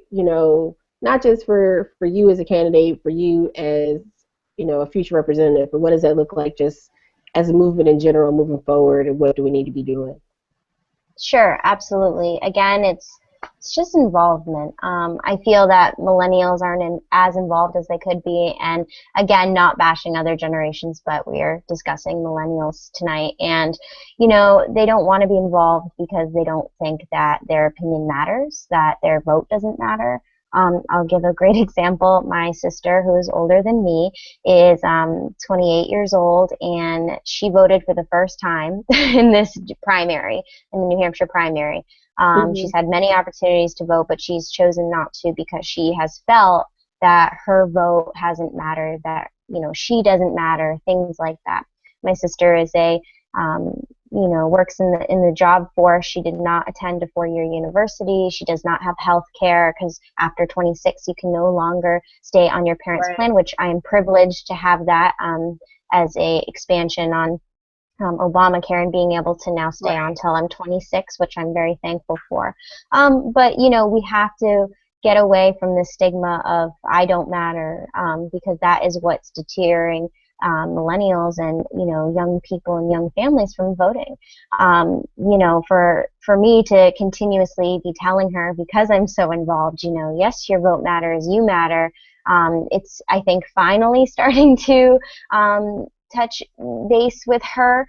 But I know we're not going to speak too much about the presidential election, but just the Democratic Party in itself of superdelegates, Right. that discourages millennials. They feel like, okay, well, I got to vote once and now you get to vote, plus you're a superdelegate, so now you vote again, but really you're a whole delegate, so you are a huge portion of that.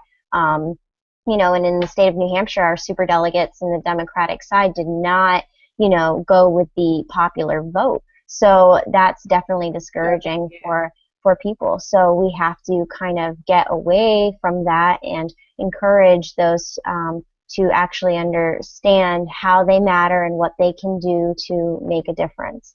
And that's what I think we should do. Great. Christy, same question, progressive politics looking forward for you as a future representative candidate in the movement as a whole at large. I think the biggest thing for me when I think about progressive politics is that I think about how can I take this experience for myself, no matter what happens, win or lose, and then use this to empower other progressives? Because I really see this as being the way that the Democratic Party is going to have to start going in the future. So how can I take the toolkit that I have built and make that as publicly accessible to as many people as possible, whether that comes in the form of me writing some kind of open source campaign guide and how to use Google Forms and Excel spreadsheets as campaign tools, and a fundamental outline of this is what you need. You need a campaign manager, a field organizer. You need to set up like grassroots, like community leaders, and then have those people turn into volunteers, and then volunteers bring in more volunteers, and how do you ripple out and build a real grassroots network?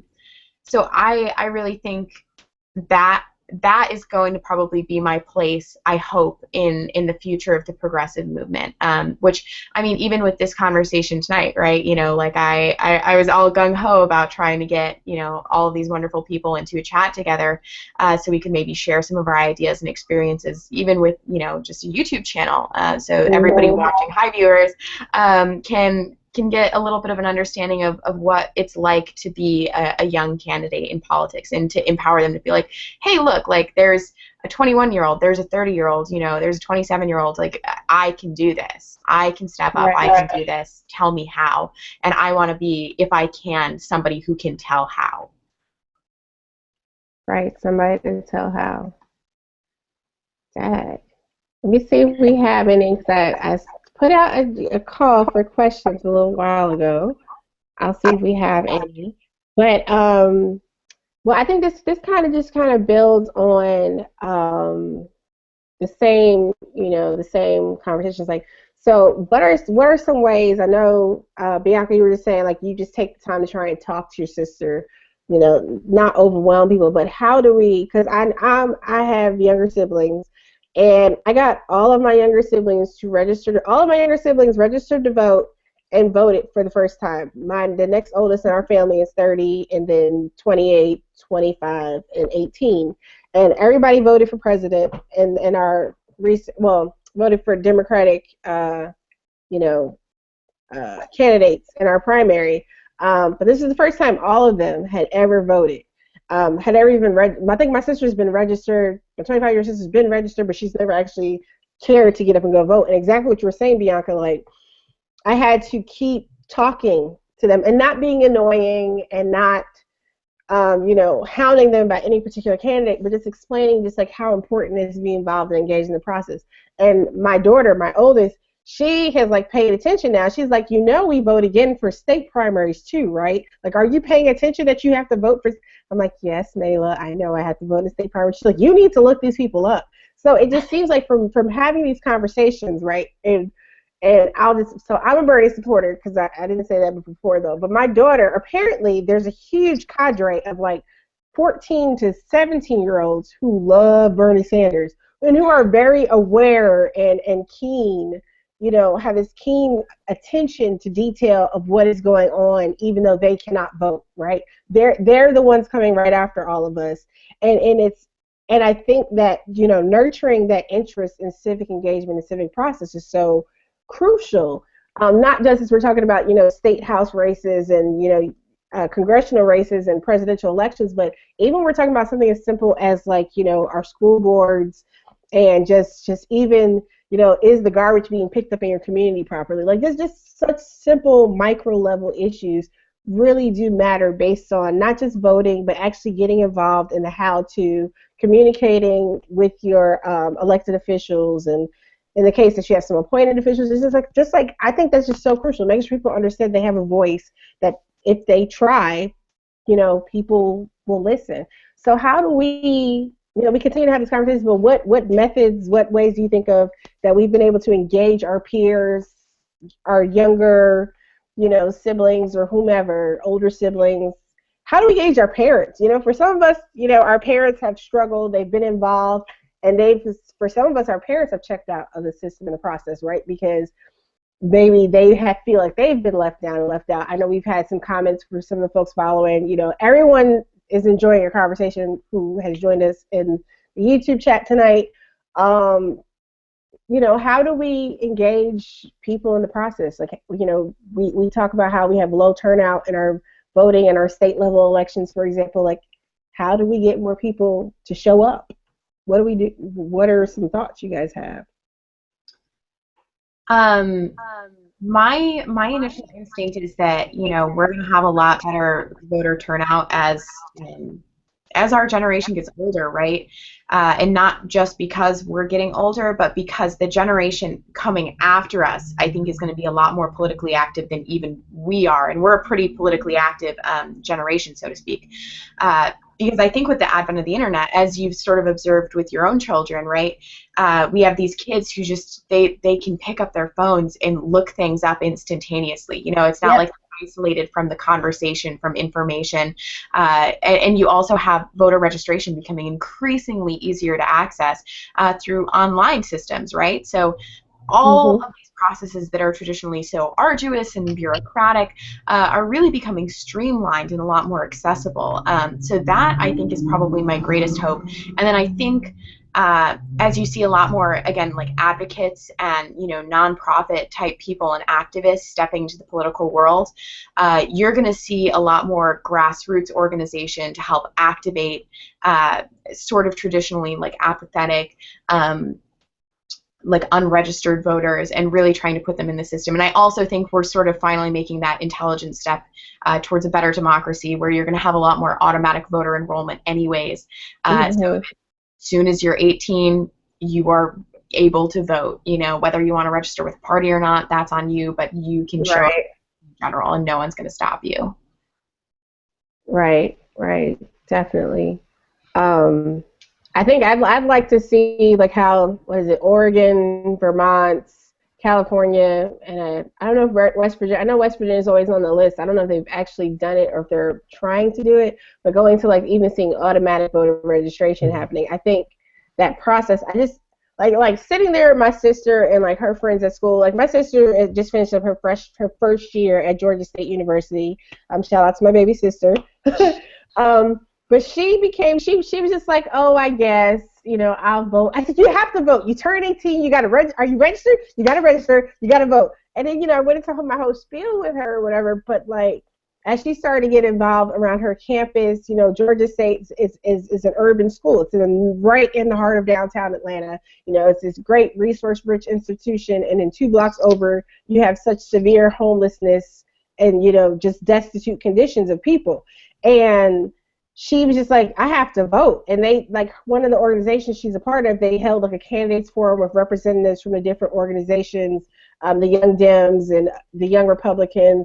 It was so funny. The Young Republican candidate was a black gay man who supported Marco Rubio, and we were so fascinated with him. But he almost had me. He almost had me though, like because when he talked about why he supported Marco Rubio, and he talked about the Republican Party and what it had to offer. I've never in my life considered being a Republican. I voted Republican in state and local elections because they were the better candidate. They had the better ideas and a better plan.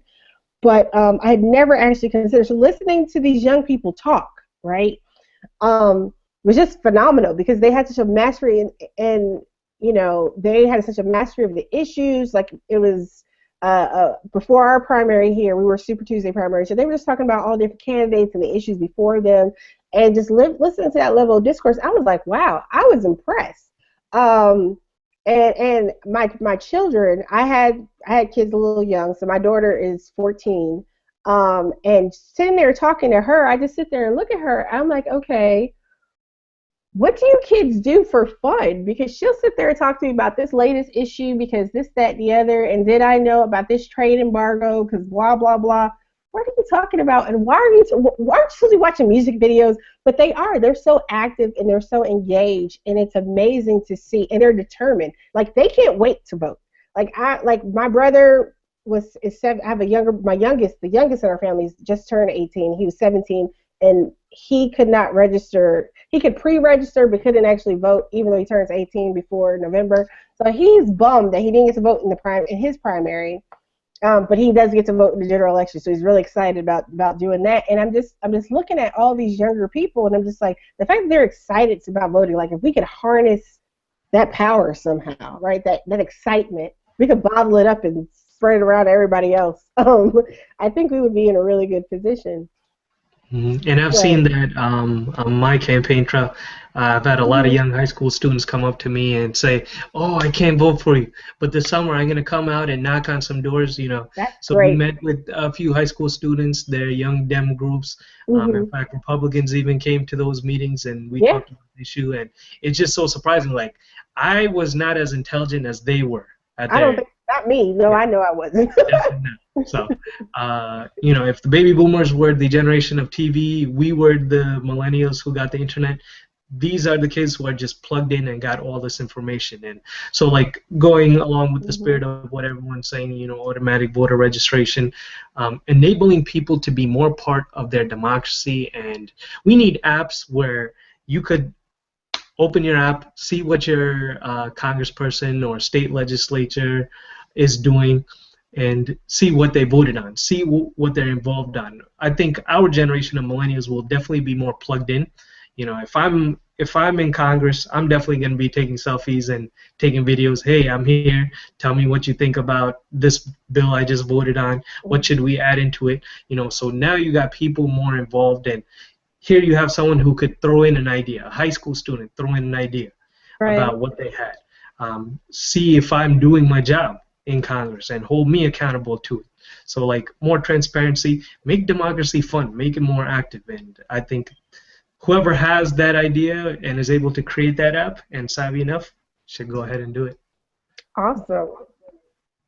I definitely agree, and I think democracy is going to become a lot more fun and something you can be engaged in. I think a lot of political leaders are already like really charismatic, and they're kind of they're generally speaking, not to like build up politicians too much, but we're pretty smart, right? So I think most of us are also pretty funny too. So there's no reason that you can't put that out there and make a joke every once in a while, and actually like engage as if you're a real person. I think that's something. My background is in marketing, right? So I think that's a trend you can also see in marketing right now. So with like even customer service, like GoDaddy and Google, like they're right. like platforms, whenever you call somebody, like you don't just get like this very like standard list of questions. Like I think I ended up talking to somebody at Google for probably a half an hour about the music that I was listening to, like before we even got into like fixing the browser.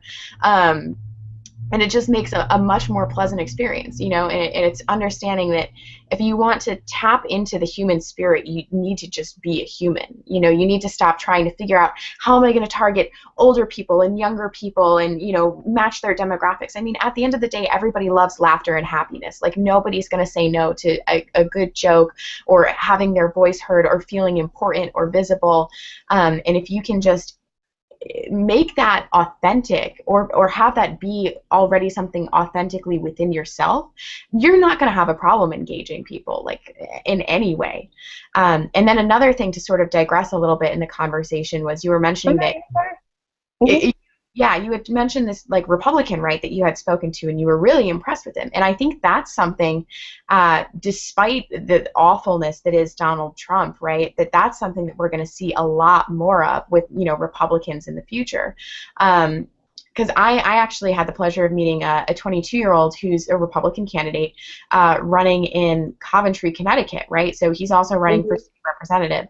And he is, you know, remarkably like pretty like social progressive, like liberal, fiscally conservative, yeah, sure. But, you know, at the end of the day, his values are very, very similar to mine just because that's how our generation is raised. Right. And that's something that I actually look forward to seeing. I look forward to seeing a Republican Party that is much less partisan, and I think that kind of comes back to, again, a summary of our generation as a whole, right? We're more globally oriented. We are statistically the best educated generation. Like, we have more degrees per capita than any generation in human history. We're less partisan. You know, like, all of these, like, wonderful qualities build a generation that we're going to just get things done. We're going to get things done, and for the right reasons. I think that's an excellent point, and it goes back to something that all of you have touched on too tonight, is that we need to look at the values of our communities, you know, of our constituency. We need to look at the values that we need to be holding up and promoting, you know, versus do you vote specifically, you know, with this party or that party. I mean, I understand the need, you know, we have our separate parties, but really reaching people over values, over these issues that affect all of our lives. I think I always tell this story. One of my best friends, going back to West Virginia again, one of my best friends, she and I, it was about 2 years into our friendship. We have kids the same age. We met with our boys and Boy Scouts. Our daughters were in Girl Scouts together. You know, hit it off because we were the young moms, and that's really difficult being a young mom. We're both professionals, young moms and stuff. Her son came in and said something really bad really negative about Obama. I guess our boys got into an argument about Obama, and she came in. That's when I discovered she was a libertarian. Had no clue, because our lives had been as friends, our lives have been focused around the kids, around the issues in our community. That politics never ever, like the actual political, like I'm this or I'm that. I was registered non-affiliated in West Virginia, basically an independent voter. So it never came up. But even though we have some issues where we completely are opposite on, you know, politically, for the most part, our conversations and our entire friendship, our entire outreach, anything we've ever done has been focused on these issues that cross over, and they're the big issues, right? Because many of the big issues, in theory, we should all be able to agree upon. And I think, I can't remember which one of you said it earlier in the show, that sometimes people are just partisan for the sake of being partisan and not because they're really looking at the issues and values at stake. And we really need to start trying to push people further away from that and more focusing, looking at the facts and the issues and values that matter. So another question from the chat is, let me see here. How do we make politics more compassionate without opening ourselves up to being accused of not being strong enough to lead? This can be for anyone who wants to take it. Would you mind repeating the end of that question? You cut out a little bit for me. Sorry about that. How do we make politics more compassionate without opening ourselves up to being accused of not being strong enough to lead? I think the best quality in any leader is being compassionate. Mm-hmm. Yeah, that's like a kind of like a non-question almost for me, right? Because if you're going to try and work in literally any kind of teamwork or leadership role, you need to have the ability to feel and understand, beyond compassion, really, you need to have empathy. You know, you need to understand what people are going through. Whether that's like as a manager in a business, like trying to place people in appropriate roles, you need to know what people are good at and strong at, and, you know, use compassion to make sure they're getting what they need. It's the same thing as a leader for an entire, you know, state house district or a congressional district. You need to have compassion to understand that people need to get things in order to survive and to do well and to thrive and to help your community overall. Right. Right. Right. I think the old political model is based on, being the stern kind of leader. We are number one. We are the best nation in the world. Everyone else is subordinate. But compassion has always been a guiding force for us, and we had to flesh that out again. It's Right. too often that we treat politics like it's a game, but the people's lives are not like pieces on a chessboard. Kids who are going hungry, people suffering from mental illness, poverty, people in war-torn areas. These people's lives are not supposed to be a pawn on a chessboard. So I think there needs to be change in Washington in the way we approach politics. We cannot see politics as a game. We had to see it and return it back to what it is, public service. As public servants, I believe we have to uphold these values of integrity, social service, and just doing what's right, even in the face of great temptation. I think that's going to take time. I think that's a value that our generation is really bringing forward. I think that is one of our greatest strengths. So I agree with Christy on her remarks. Like, compassion is at the center of public service.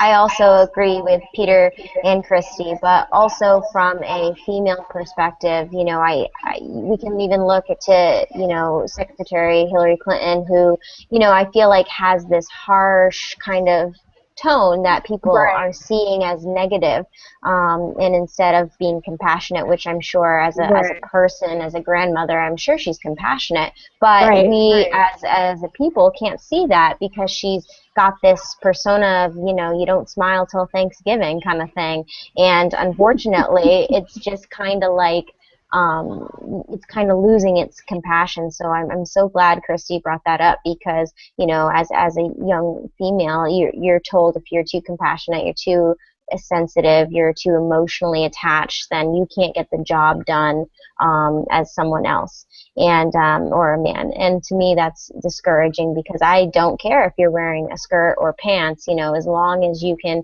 do the job and you're looking out for the right values and morals and you have compassion, then that's the person I'm going to vote for. And that's why I'm running for office, and that's why I hope my district, will believe in me as I believe in them every day. Excellent.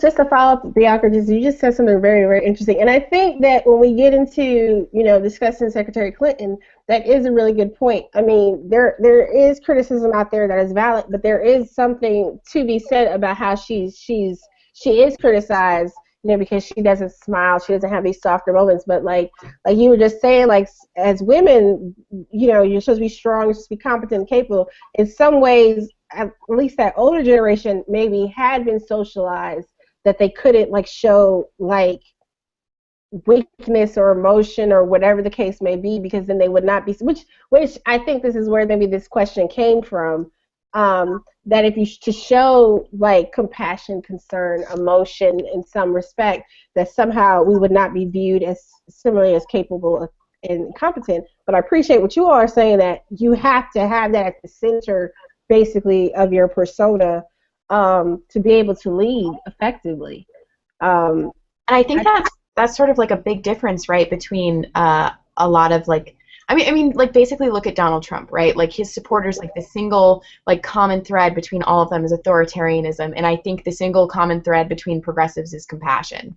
And I think that's the biggest thing that value-wise drives all of our decision and policy, and we believe in, helping build equity instead of trying to force people to go through equally difficult situations in order to make them stronger and capable of pulling themselves up by their bootstraps, as they say. And it's just it's the biggest difference. And I think this also, again, kind of going back to what Bianca was saying, is a feminist issue, right? Where the idea of softness, of making a decision in maybe justice, right, that necessarily isn't the harsh punishment for doing wrong, but is actually something that takes a much more cohesive view of the picture, right? And I think a hugely important thing. Oh, feedback. I think that's a hugely important thing because, you know, you're understanding that, like, if you have someone who's battling addiction, right, like, you're not going to just put them in jail for that. You're going to help them get treatment because this person is a human being who comes from a family and has, you know, motivation and nuance and dialogue behind all of the actions that they have committed, you know. Right. They have a character arc, really, you know, like, not to make it too literary, but you have to understand that people are a victim of circumstance, and maybe victim isn't the right word, but people are a product of circumstance, and you need to have compassion and a wide enough perspective to see that instead of just trying to bring the hammer down on them. Okay. I have one last question for you guys, and then we're gonna, you know, do closing remarks because I lost track. I got so in tune with what you guys were saying, I lost track at the time. I could sit here and talk to you guys for another hour, but it's a Friday night, and I have a glass of wine waiting for me. So, it's been a long week at work. But I appreciate you guys for coming. But the last question from the chat room was, what do you all think about women entering the draft for the military, or women being involved in the draft? Is that something you even considered? Like, that was just a question that we got in the chat room. Is that even something that you consider? Like, in my opinion, like, I don't think that you should ever be forced into military service. I think it should be optional. I think there are plenty of brave men and women who would volunteer their services, and we shouldn't force that on anyone. Right. I agree. I think that, sorry to interrupt you. Go ahead.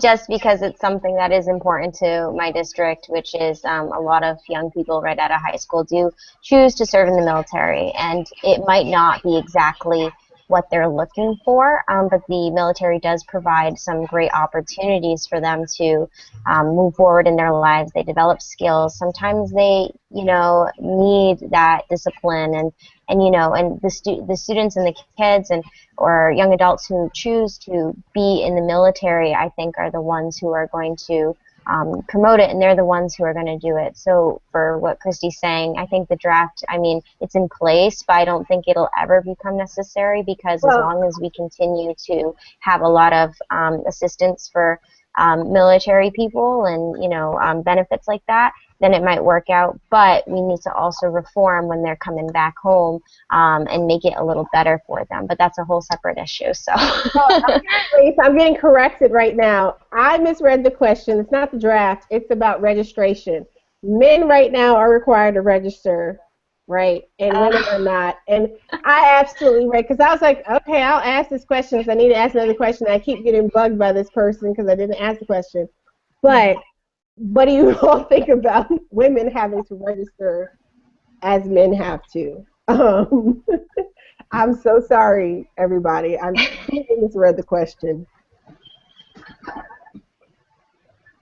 Well, I'm definitely a feminist, and the definition of feminism is equality between genders. So I would be a bit hypocritical if I said, you know, women shouldn't have to.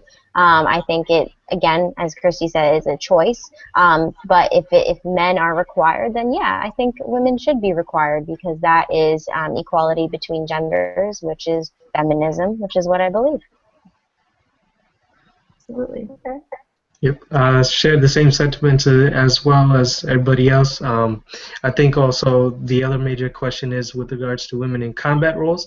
I believe if they are qualified, they're prepared, and they have a will to do it. Of course, I'm fully for equality and opportunity, and if a woman chooses to pursue that, then I'm supportive of it. And yes, the military provides various opportunities for people. You don't have to necessarily do a combat role. There's a lot of people who come out of the military with various necessary skill sets that are useful in civilian life. Met a lot of great people who served our nation, and you know, very proud to always sit beside them. I've had the opportunity to go to a couple of Army holiday parties and just hearing the stories and the experiences of people, men and women alike.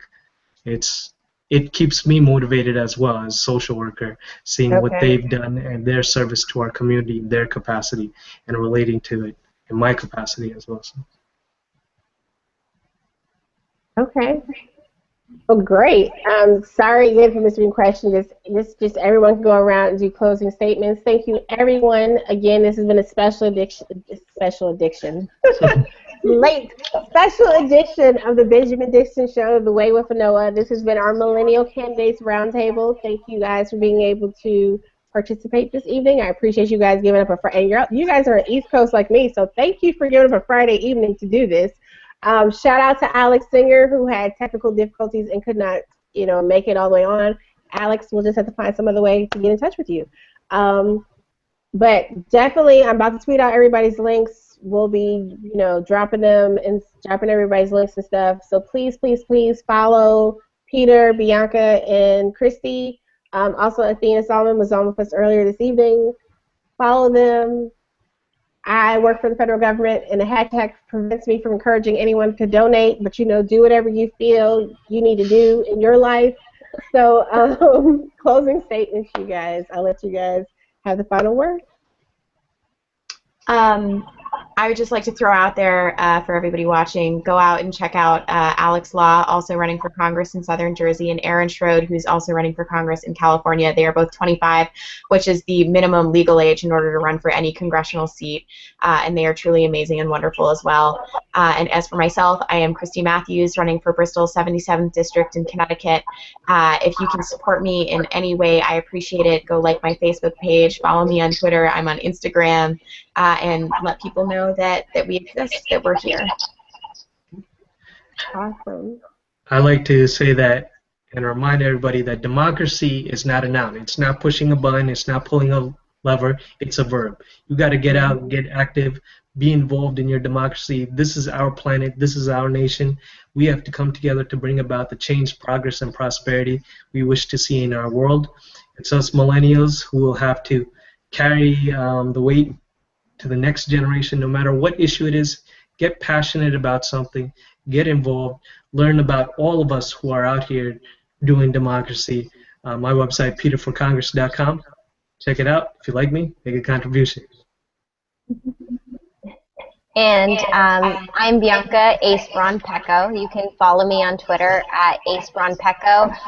Shout out to my communications director, James, who's been live tweeting this whole time on a Friday night. I really, really appreciate it. Also to my press secretary, Danica, who has helped me through this process in prepping to speak with the Progressive Army tonight. I really appreciate it.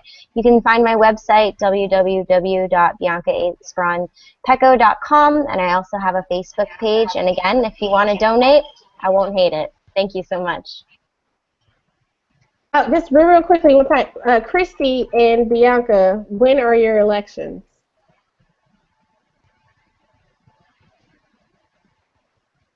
Mine is August 9th for my primary, and then my general election is November 8th. Okay. And my primary will be September 13th, and again, I follow the November general. Okay. And Peter, you'll be the November general. Yes, yeah, and June 7th is the primary date here in New Jersey. Okay, great. Well, thank you so much, everybody. We're done. So thank you, everyone, for joining us on a Friday evening again. If you like what you saw, please subscribe. Let's help the Benjamin Dixon Show get to 10,000 subscriptions. Come on, but let's do it in a month. Let's get the next 800. Also, follow these guys on Twitter. Check them out on Facebook. Check out their website. Figure out how you can support them. I can't tell you what to do.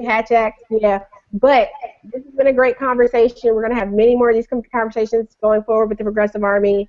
Thank you, guys. Good night. Thank you. Thank you.